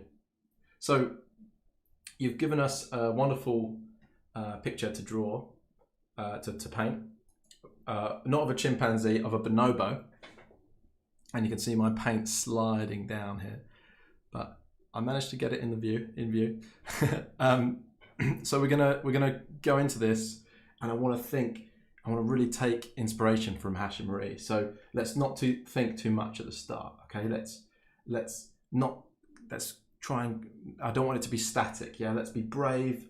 Let's create some chaos and then try and make sense of it. And as Hash said, see the light at the end of the tunnel. And hopefully it's not a train, let's make a picture here. Let's try and aim to make a picture that transcends the photo. So let's do it. I'm going to start with a big flat, this is a Skyflow System 3, big flat 1.5 inch brush, and I'm going to block in my darks, but I want to take heed from what Marie was saying as well. Do some chaos, and maybe that can be incorporated somehow nicely into the picture. So I've got all my colors, and I've got a few of the in-between colors, some magenta and some greens and things that we can potentially play with just outside of frame here. But yeah, I hope you've got your canvas ready. If you haven't put a background on yet, put a ground on, you can go ahead and do that, or just go with the white.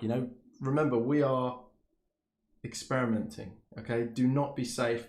Let's be experimental, and yeah, we're not creating a masterpiece. We're just going to have some fun. So I'll start the timer. We've got 45 minutes. Got ages, absolutely ages. So, yeah. Good luck, everyone, and it's great to have you. It's great to have you painting with me again. 2 weeks goes quickly, doesn't it? Right. So I'm going to wet that brush just to get it ready. And let's have a little think. So I'm just looking at the picture. I don't want to think too much.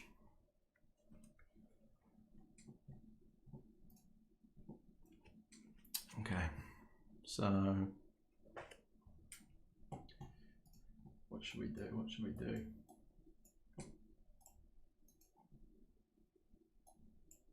Yeah. Oh, Marie's in the chat. Yeah, I hope to see you soon. I hope we can meet up once this is all over. All the distancing and everything, and yeah, I hope you guys are doing well. Thank you so much. Right, what? Painting. I just want to. I wish I was in the studio with you now. I could ask you where to start, but no. Let's go for it. Let's just put some color down. So I want this silhouette.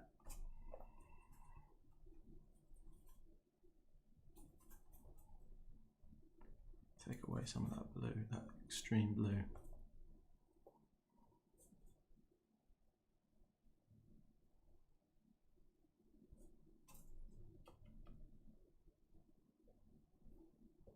And I absolutely love the way the paint isn't getting completely mixed on the canvas. As Hash said, you know, developed that style, just working quicker and quicker.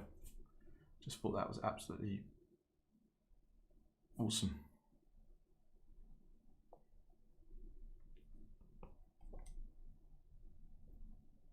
Let's take some risks, shall we?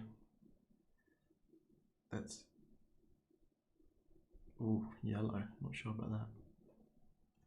Dive in. Let's do it.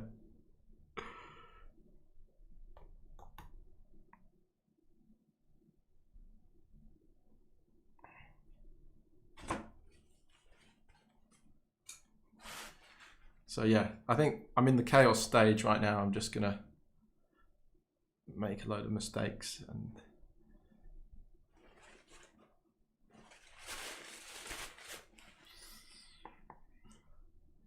put some bits down.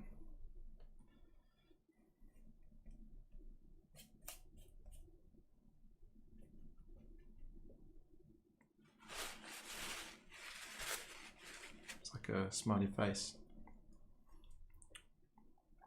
isn't it? Okay, right. This is very out of the comfort zone.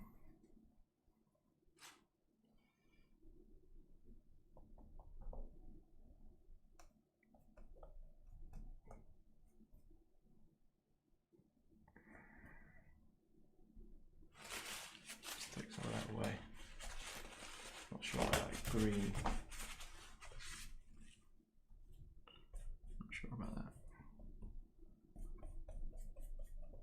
Okay, right, that's enough chaos, I think. Let's try and make some sense of it. Oh, this is fun.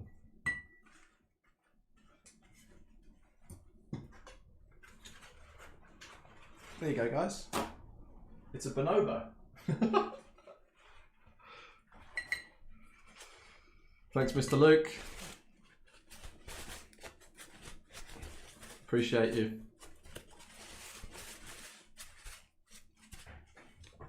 Okay. So.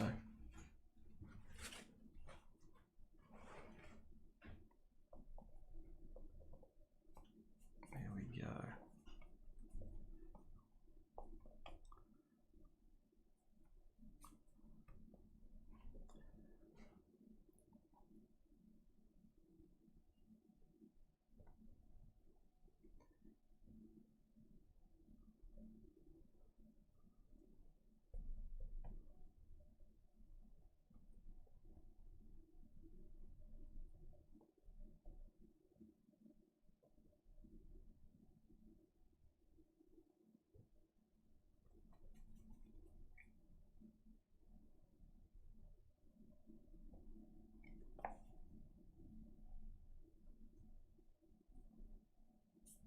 So Marie is so good at simplifying down an animal or a subject into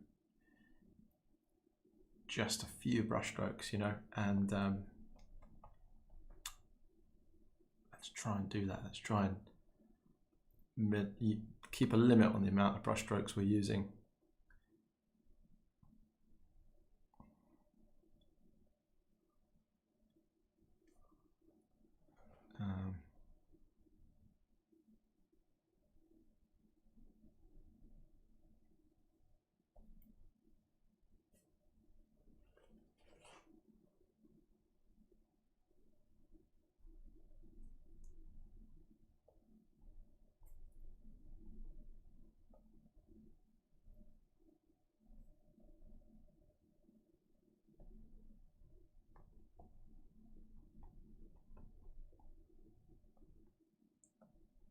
You can't say I'm not being daring, guys. Come on, we've got to be brave.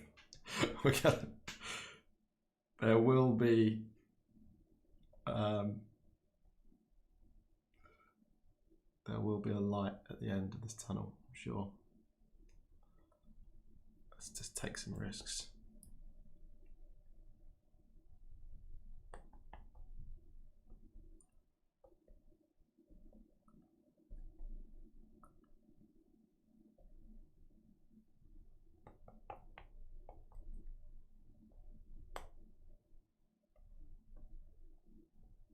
Seeing some lovely blues.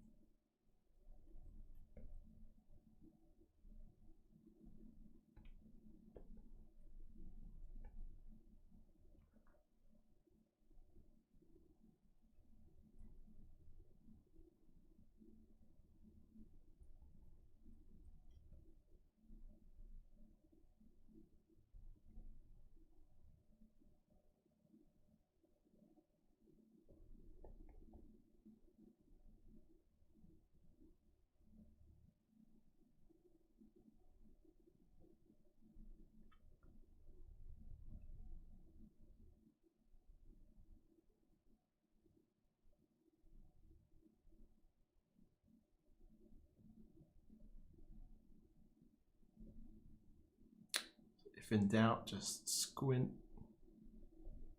your eyes, and hopefully the values will start to come out. And I think that's my safety zone, the values. I'm just gonna make sure I've got them down, and everything else can be kind of an experiment. Thank you, Mr. Luke.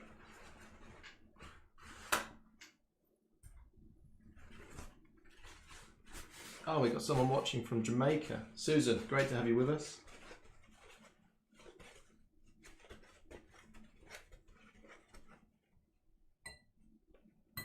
Ah, Susan. Susan's from Jamaica, yeah. Oh, miss you too. I was like, who is that? Who is that? Oh, I know.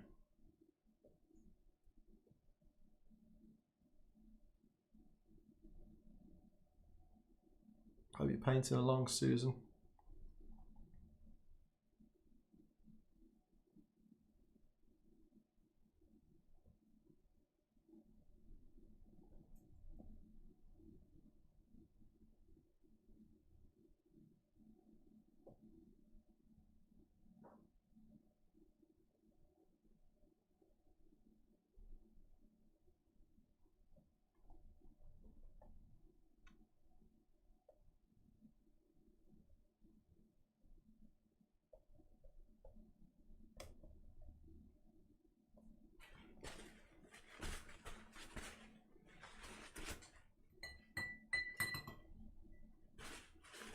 I'm gonna get a new palette soon.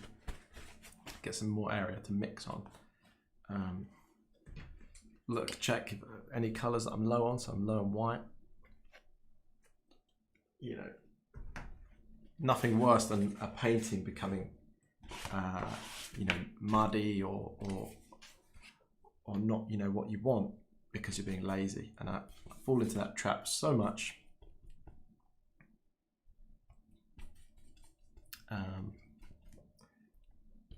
But let's recognize what we're bad at and try and keep on top of it.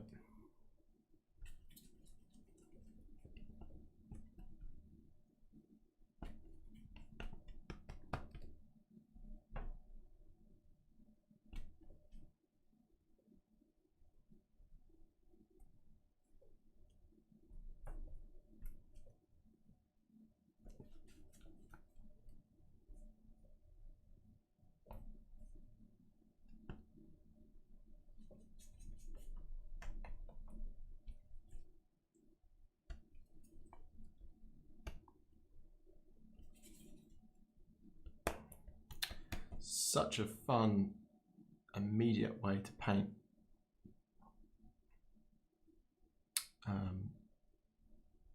This style, so fun.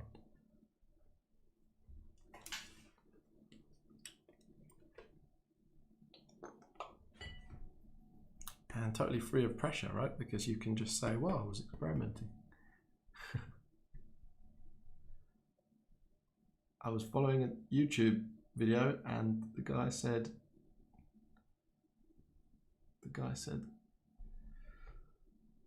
make chaos.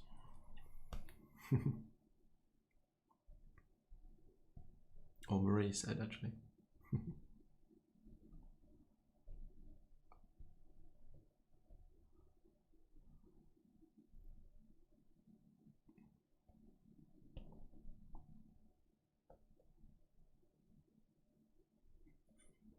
Going to bring the,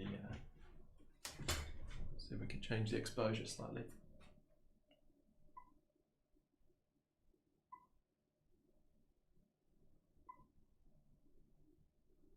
Bit more colour.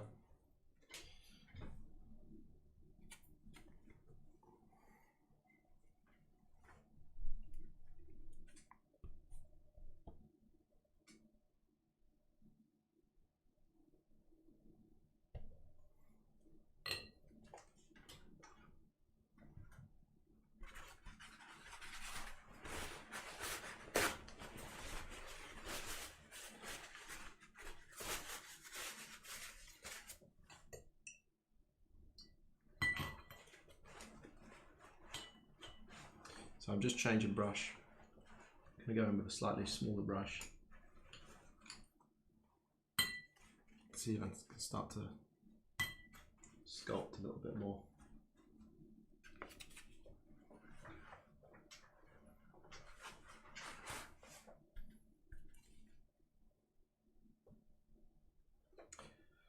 Okay.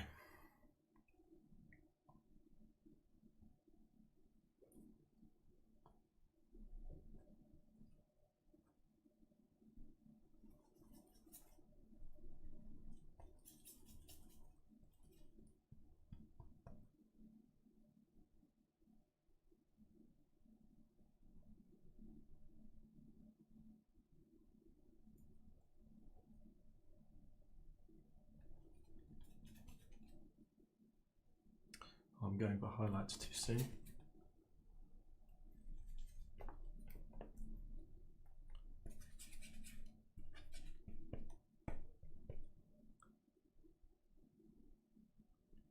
So it can be useful to make greys every now and again, in betweens, to kind of, so that two strong colours can communicate with each other. So grey can be really useful for that transition.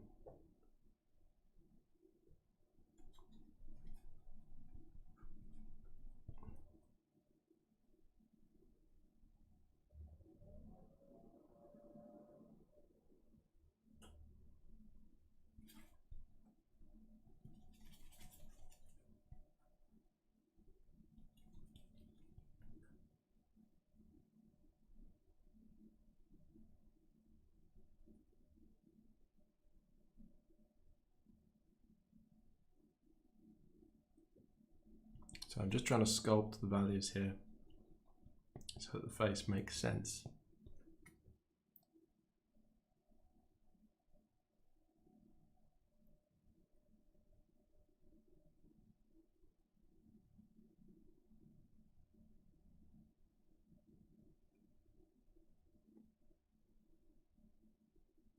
Ooh. Whoops.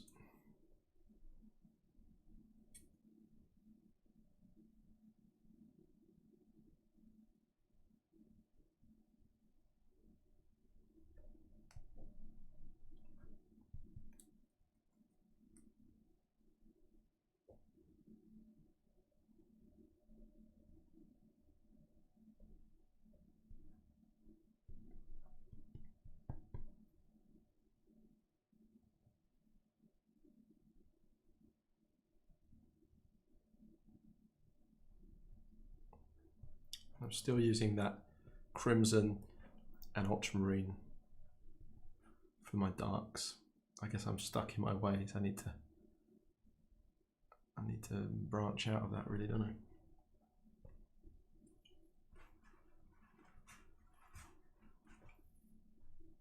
It's got some great energy, Susan says. I think you're being very kind.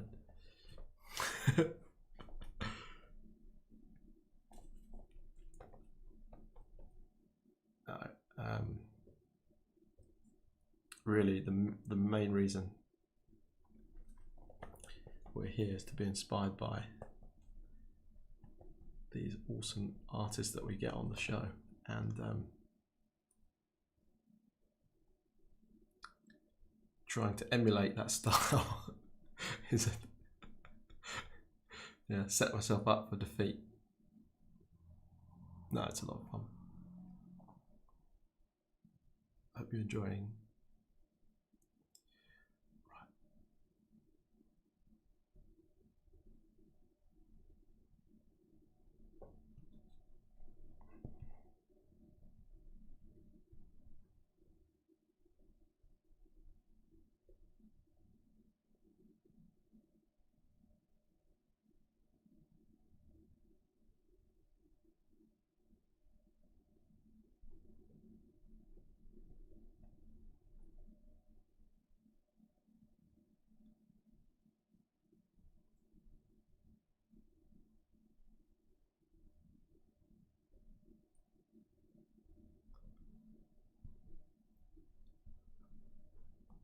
So let's make sure we all send our work in after this, and I can't wait to see what you've put together.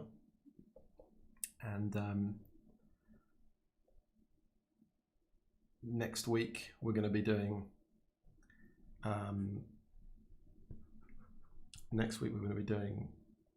limited palettes, looking at limited palettes. I figured I wanted to try and fit it in today, but it's I think, yeah, you can see we've already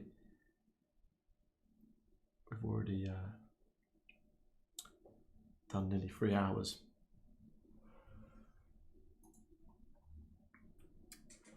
So next week we'll be talking about limited palettes, one of my favorite ways to paint. And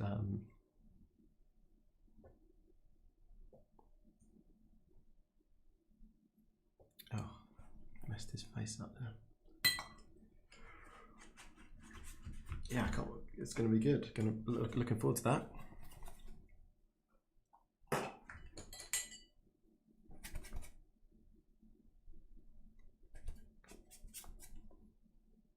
try and fix this face.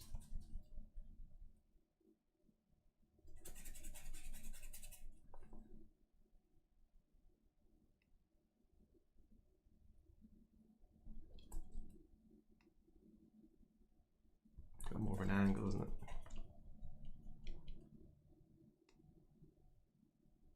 So I'm really just, the process I think is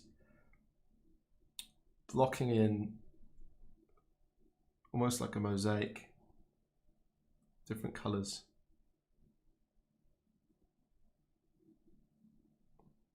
Really squinting and looking at the values. I think, yeah, if we get the values as you know, we're halfway there.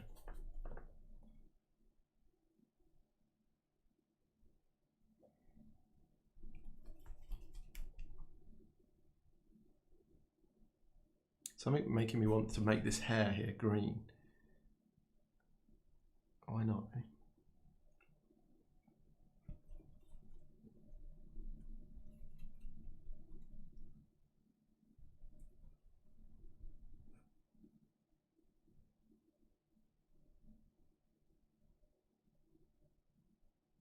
It's going nicely with the background.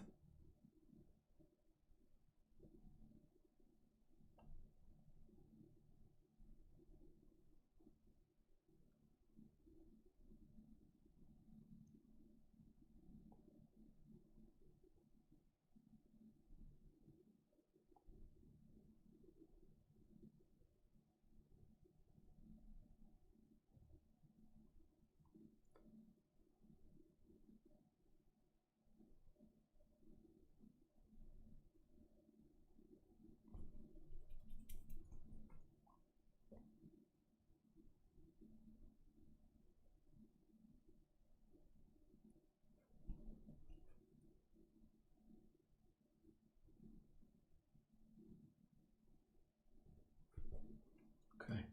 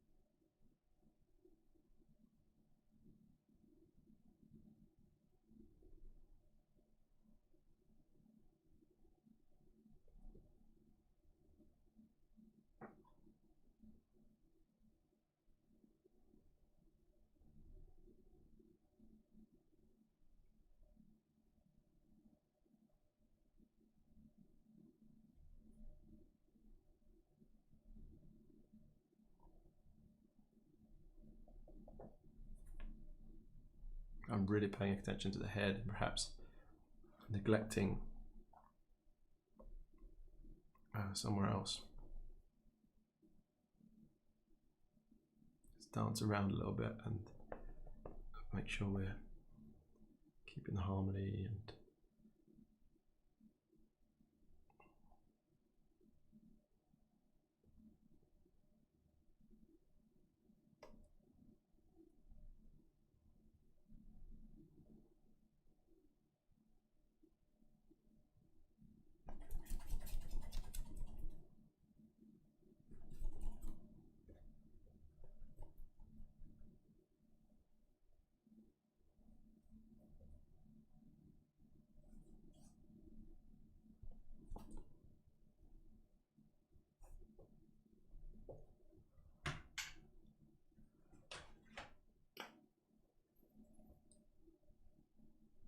Anne says, great session.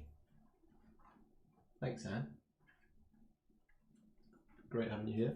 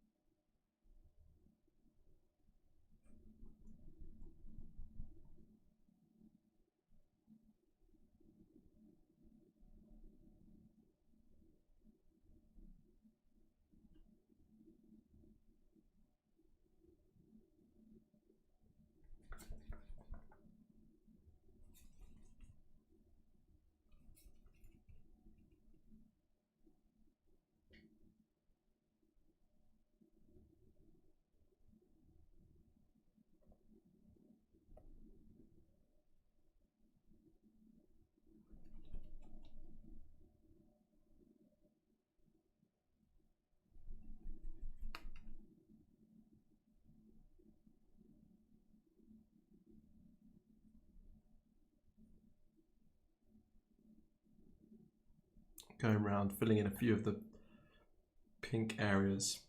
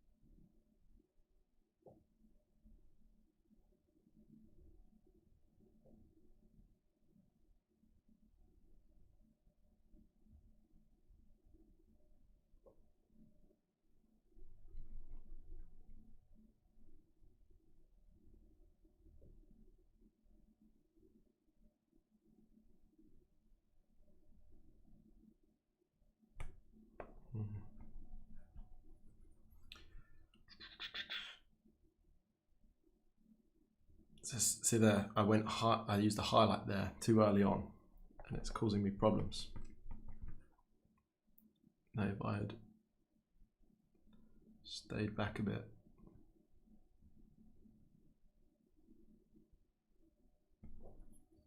You know, not resisted adding the highlight.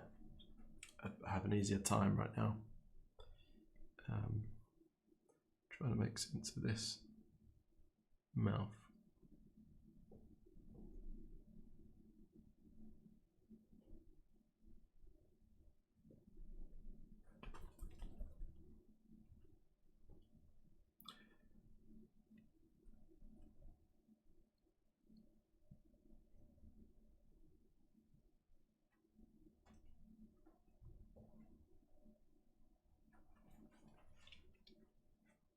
So I really like what's going on. It's starting to develop, starting to come to the forefront. But I think there are areas where I'd love these expressive marks to be saying more about the coat and the fur. So I'm going to attempt to do that.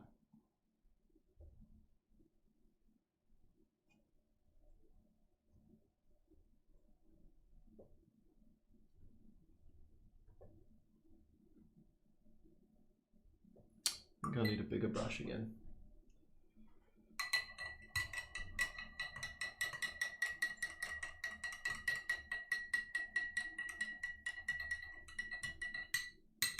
Coming up to 15 minutes left. Plenty of time.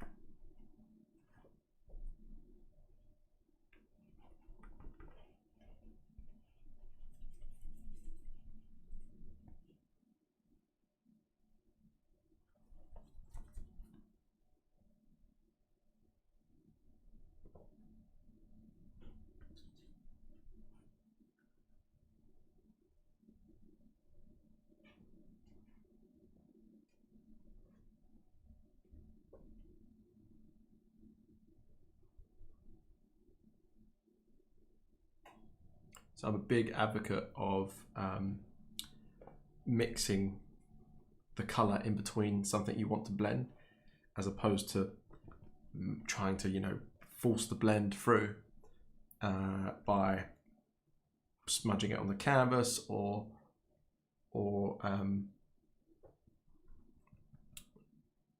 you know, things like that. I'm much more get much excited about when a blend, you know, you blend the right color and you plonk it down in the right place, and it's exactly what you wanted, you know, between the two colors. It's softening an edge, it's doing something, you know, and I think that speaks much more, and that is much more fresh to kind of look at, if that makes sense, than, you know, a canvas or something that's been muddled with too much.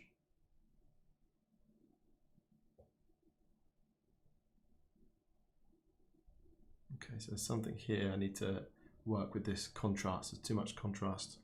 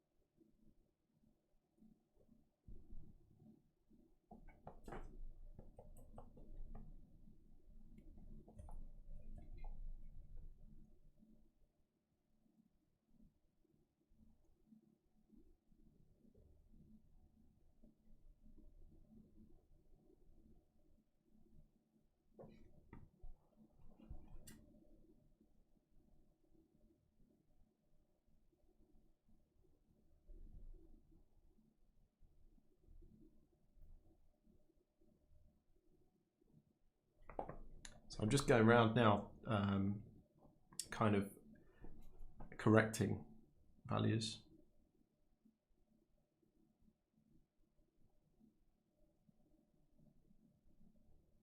You know, if something's not right, you've got to do something.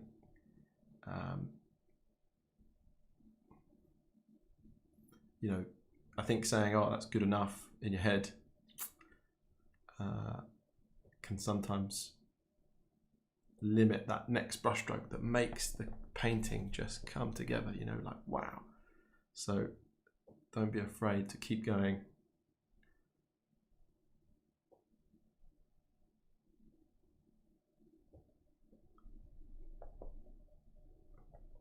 How much time we got? 10 minutes. Plenty of time. Might have to stop soon. Not to overwork it. We'll see.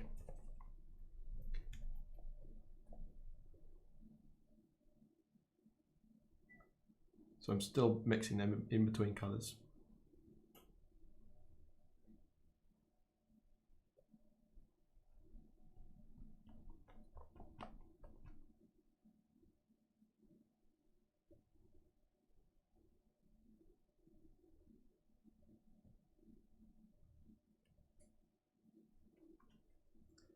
It's got a real bicep here, and they woohoo. Darken this side of it.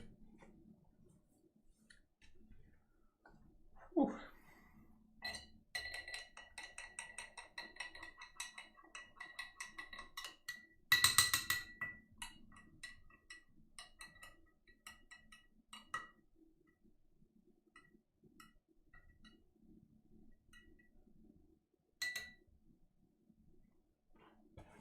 So are you improving on that photo? Are you adding something, some kind of life, something? I think my guy looks a little bit static. I don't think I've totally achieved that. No, yeah, but maybe there's something I can do.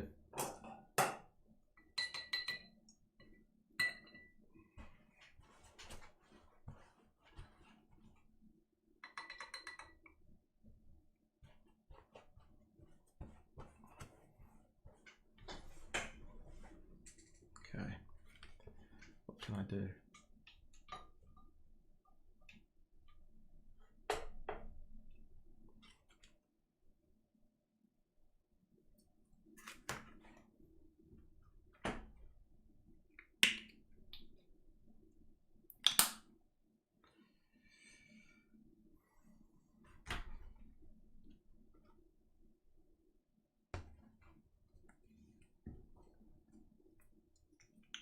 I've done a lot of greys and I want to introduce a little bit more intensity of colour, a bit more chroma, saturation.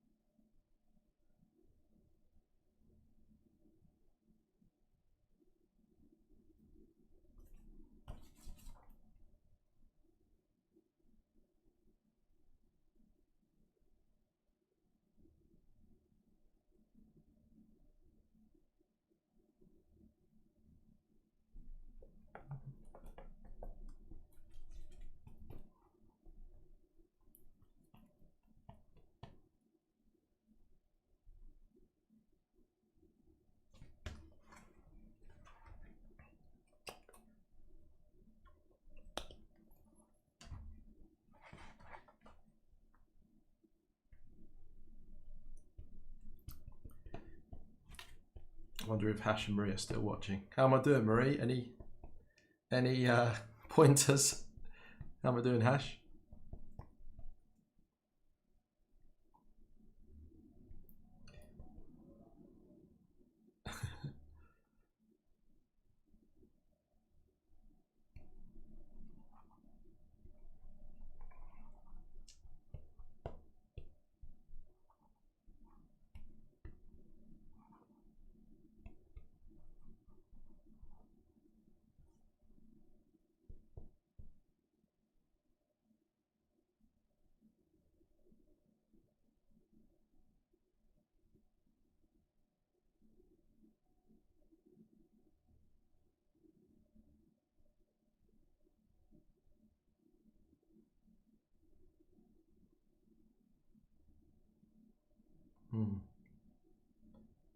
Not sure if I like that.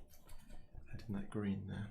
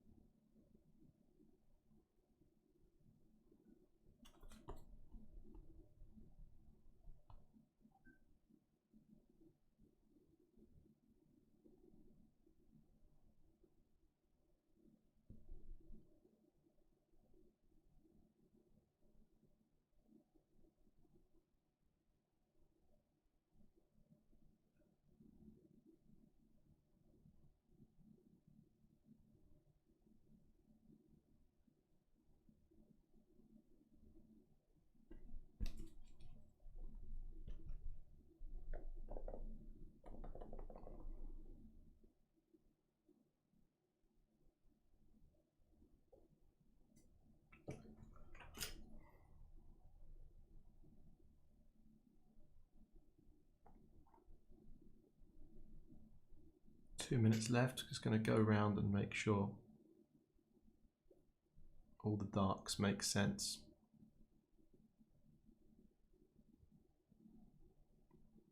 Sharpen the painting up a little bit.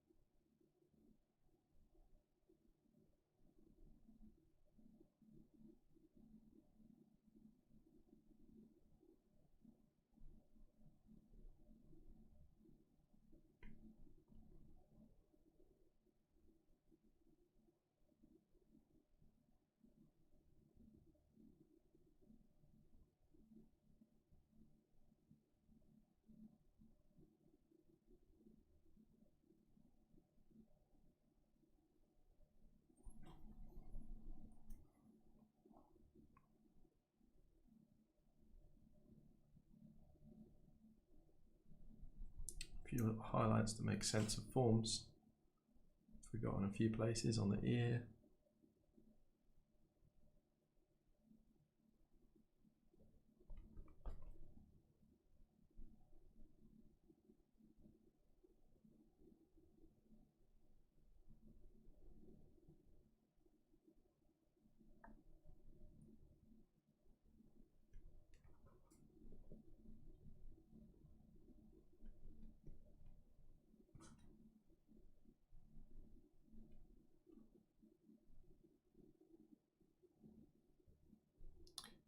Okay, last few marks.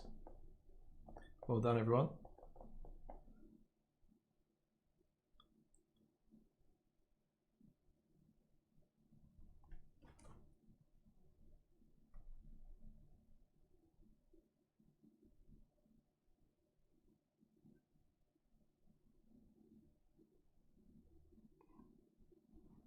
Cool, I think I'll leave it there. It's a big old mess, and I love it. It's what we set out to do. Can't wait to see how you get on. So guys, send in, share your work on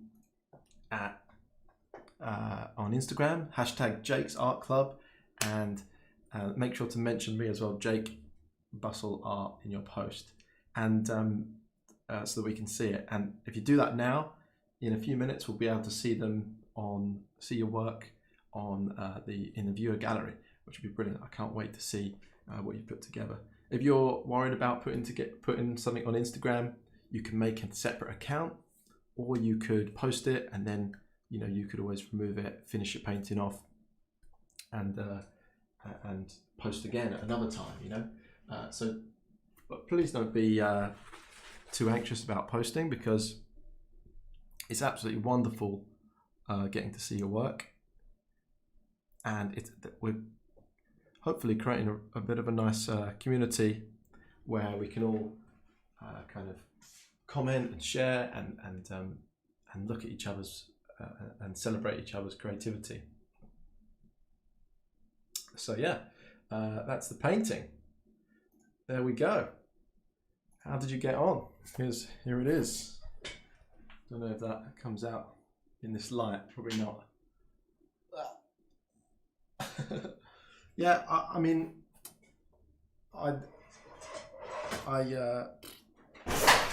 wait, my light's falling over. Max. I like it. I think maybe my palette organization, I could have, had some more intense color, in areas, and it's just been a bit more strict with the palette that I was using. But generally, I think, quite happy. There's bits of interest, bits of color all about, and the pink shining through.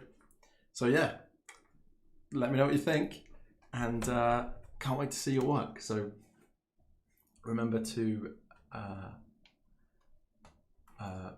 put them in at hashtag Jake's Art Club, and make sure to mention me at Jake Bussell Art.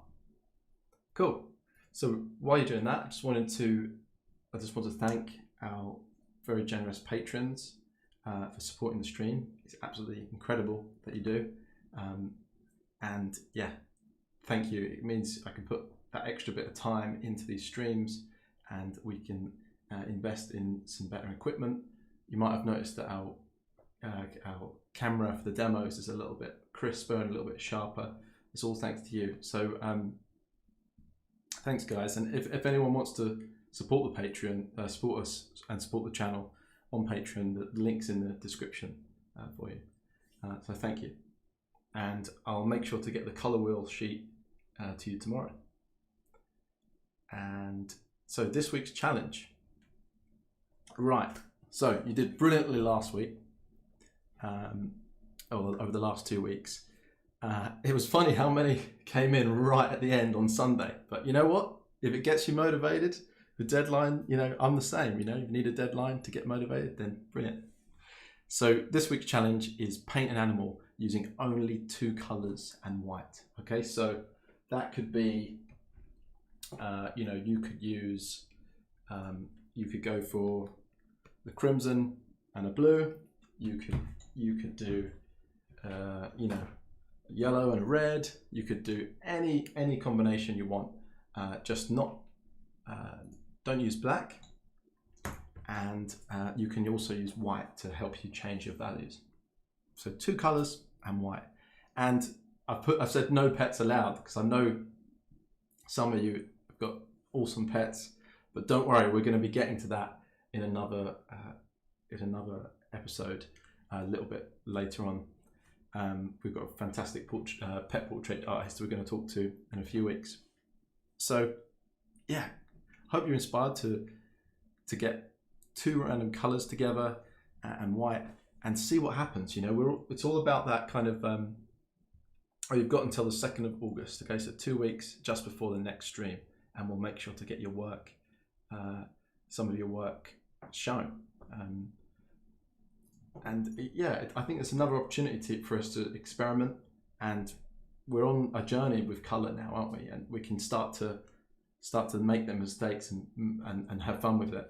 And it will lead really nicely into next week where we're doing colour palettes. So we'll be deconstructing it even more and looking at that amazing Yernby wheel, that colour wheel that we saw at the beginning of today. So thank you so much.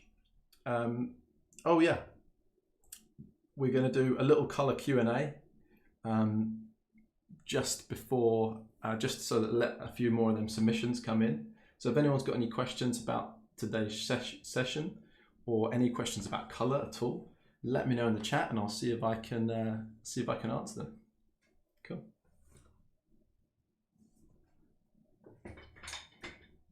Melvin says, can you send by email? Yes, Melvin, you can, but I really encourage you to get on Instagram and join in the community. I'd love to have you on there. Thanks, Hash. So glad you took part, and it was brilliant to have you both on the stream. Cool. So any questions on colour? I'm here. I'm covered in paint. Now's your chance. While Max is sorting out behind the scenes. Just going to get a glass of water. I'll be back.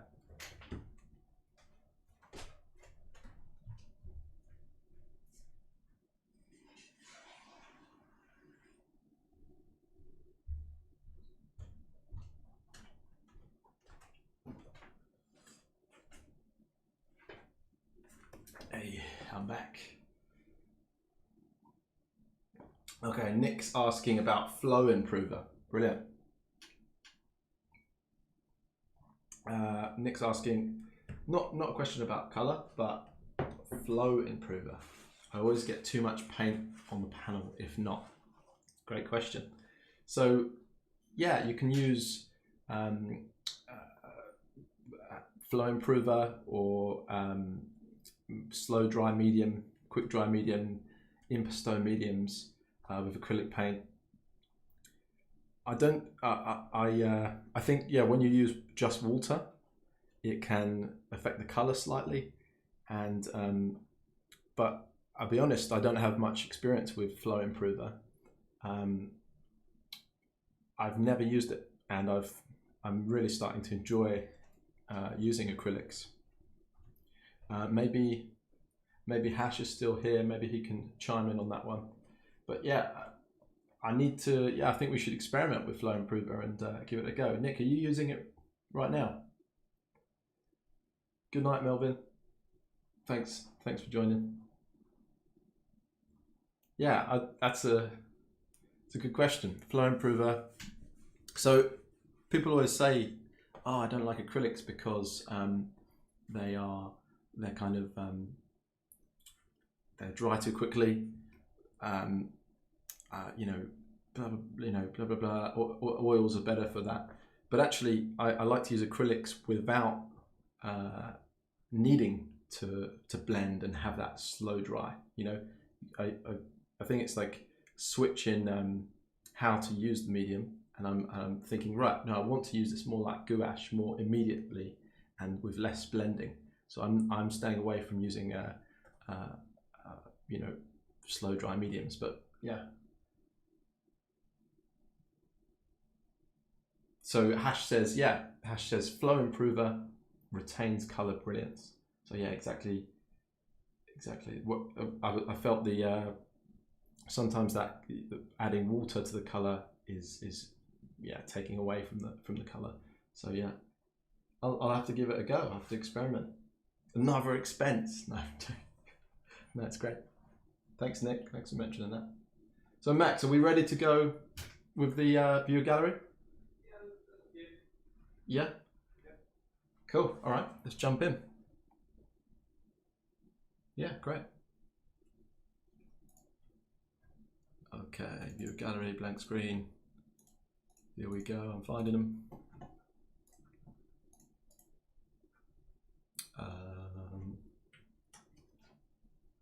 Which folder are they in, bro?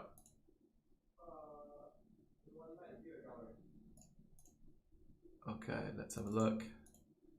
Dun, dun, dun, dun, dun.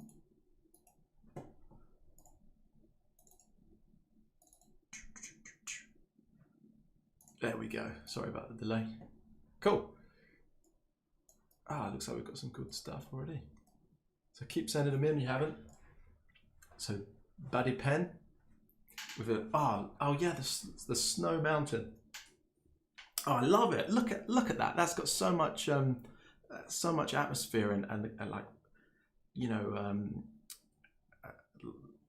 it's got that, the weather, you know, I can feel the wind wisping over them peaks and over the ridge of the mountain, and yeah, I love your use of acrylics and the softness in the background and the harsh, lovely impressionistic lines at the front, and that beautiful orange glowing through.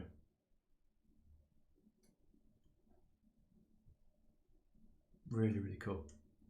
Let's have a look at another one. So we've got an anonymous artwork.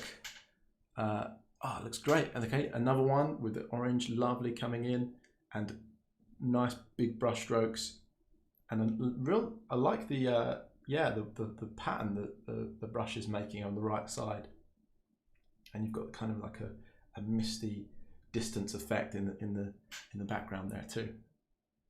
It's strong. I like it. Yeah, well done. We've got one of the bonobos. Brilliant. Oh, look at that. It looks like the same submitter. Love it. Really, really cool. Again, using them purples in the darks and bringing a little bit of green in, just to, you know, really set them off against each other. Really, really cool. I love it. Well done. I wish I knew who this was, but well done. Thank you for submitting your work this evening.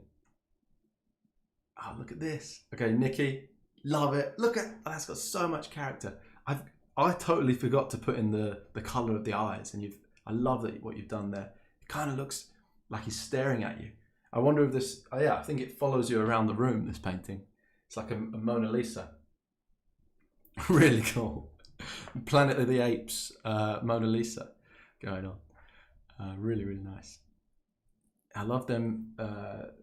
You've almost got the texture of that hairy chin too, haven't you? Really cool. Really nice and strong. Oh, nice. Okay, baddie pen as well. I think it's, is it Cowrie? Good one. I love it. That's brave, putting it on the carpet there. hope you haven't got paint everywhere. That's nice. You've got the cheekiness in his eyes. You've got that lovely look, again, that lovely chin, and I like the negative space and making more of the green area. You know, you've thought about that composition, and really, really cool. Oh wow, look at this. Twisty reds. Oh, I love it. Look how strong that is. What a value range there. Really cool, and gone for a different color scheme as well. Sort of like a beige in the background, and these yellows really, really playing a good part. And there's a few little pinks, a few slight touch of blues. That looks like maybe a Payne's grey. Really wonderful. That's so cool. It's kind of, it's got a bit of age to it. Got a bit of something about that expression that I can kind of, you can really read into it. Yeah, wonderful, wonderful. Real nice big brush strokes too. Oh, and then we're back to the start. We got any more coming in? There's one more. Okay, is it in the same gallery? Folder number 2. Folder number 2. Cool. Oh, we got one more coming in. Ah, look at this. Oh, I love it. Oh, okay, so yeah, great. So fantastic. Well done for joining in. And you didn't have the acrylics, but you've done brilliantly with these. It looks like watercolors or water soluble pencils. I really like this. Oh, that's great. I love that, that you've put color around the face and around, little accents of color. It really comes to life, and that strong kind of totem of blue, pulling it all together. Really well done. Brilliant. So, guys, I hope you continue to post your work. I can't wait to see it on there and like and comment on your stuff. And remember the challenge this week: wild animals, 2 colors and white. And you could check out, if you need a reference, you could check out Hashim Akib's website, picsforpainting.com. It's in the description. But I hope you have a great couple of weeks. I'll be doing the challenge myself, and I'll post a video. And don't forget to like the video, subscribe, sign up to the mailing list, and have a great couple of weeks and keep painting. Thanks, guys.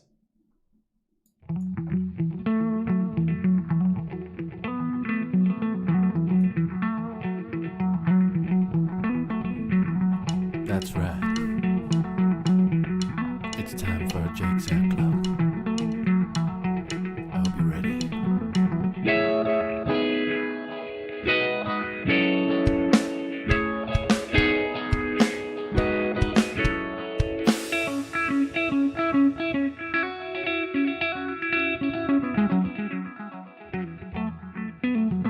Tips and techniques every 2 weeks. Tips and techniques every 2 weeks. Tips and techniques every 2 weeks. Tips and techniques every 2 weeks. Tips and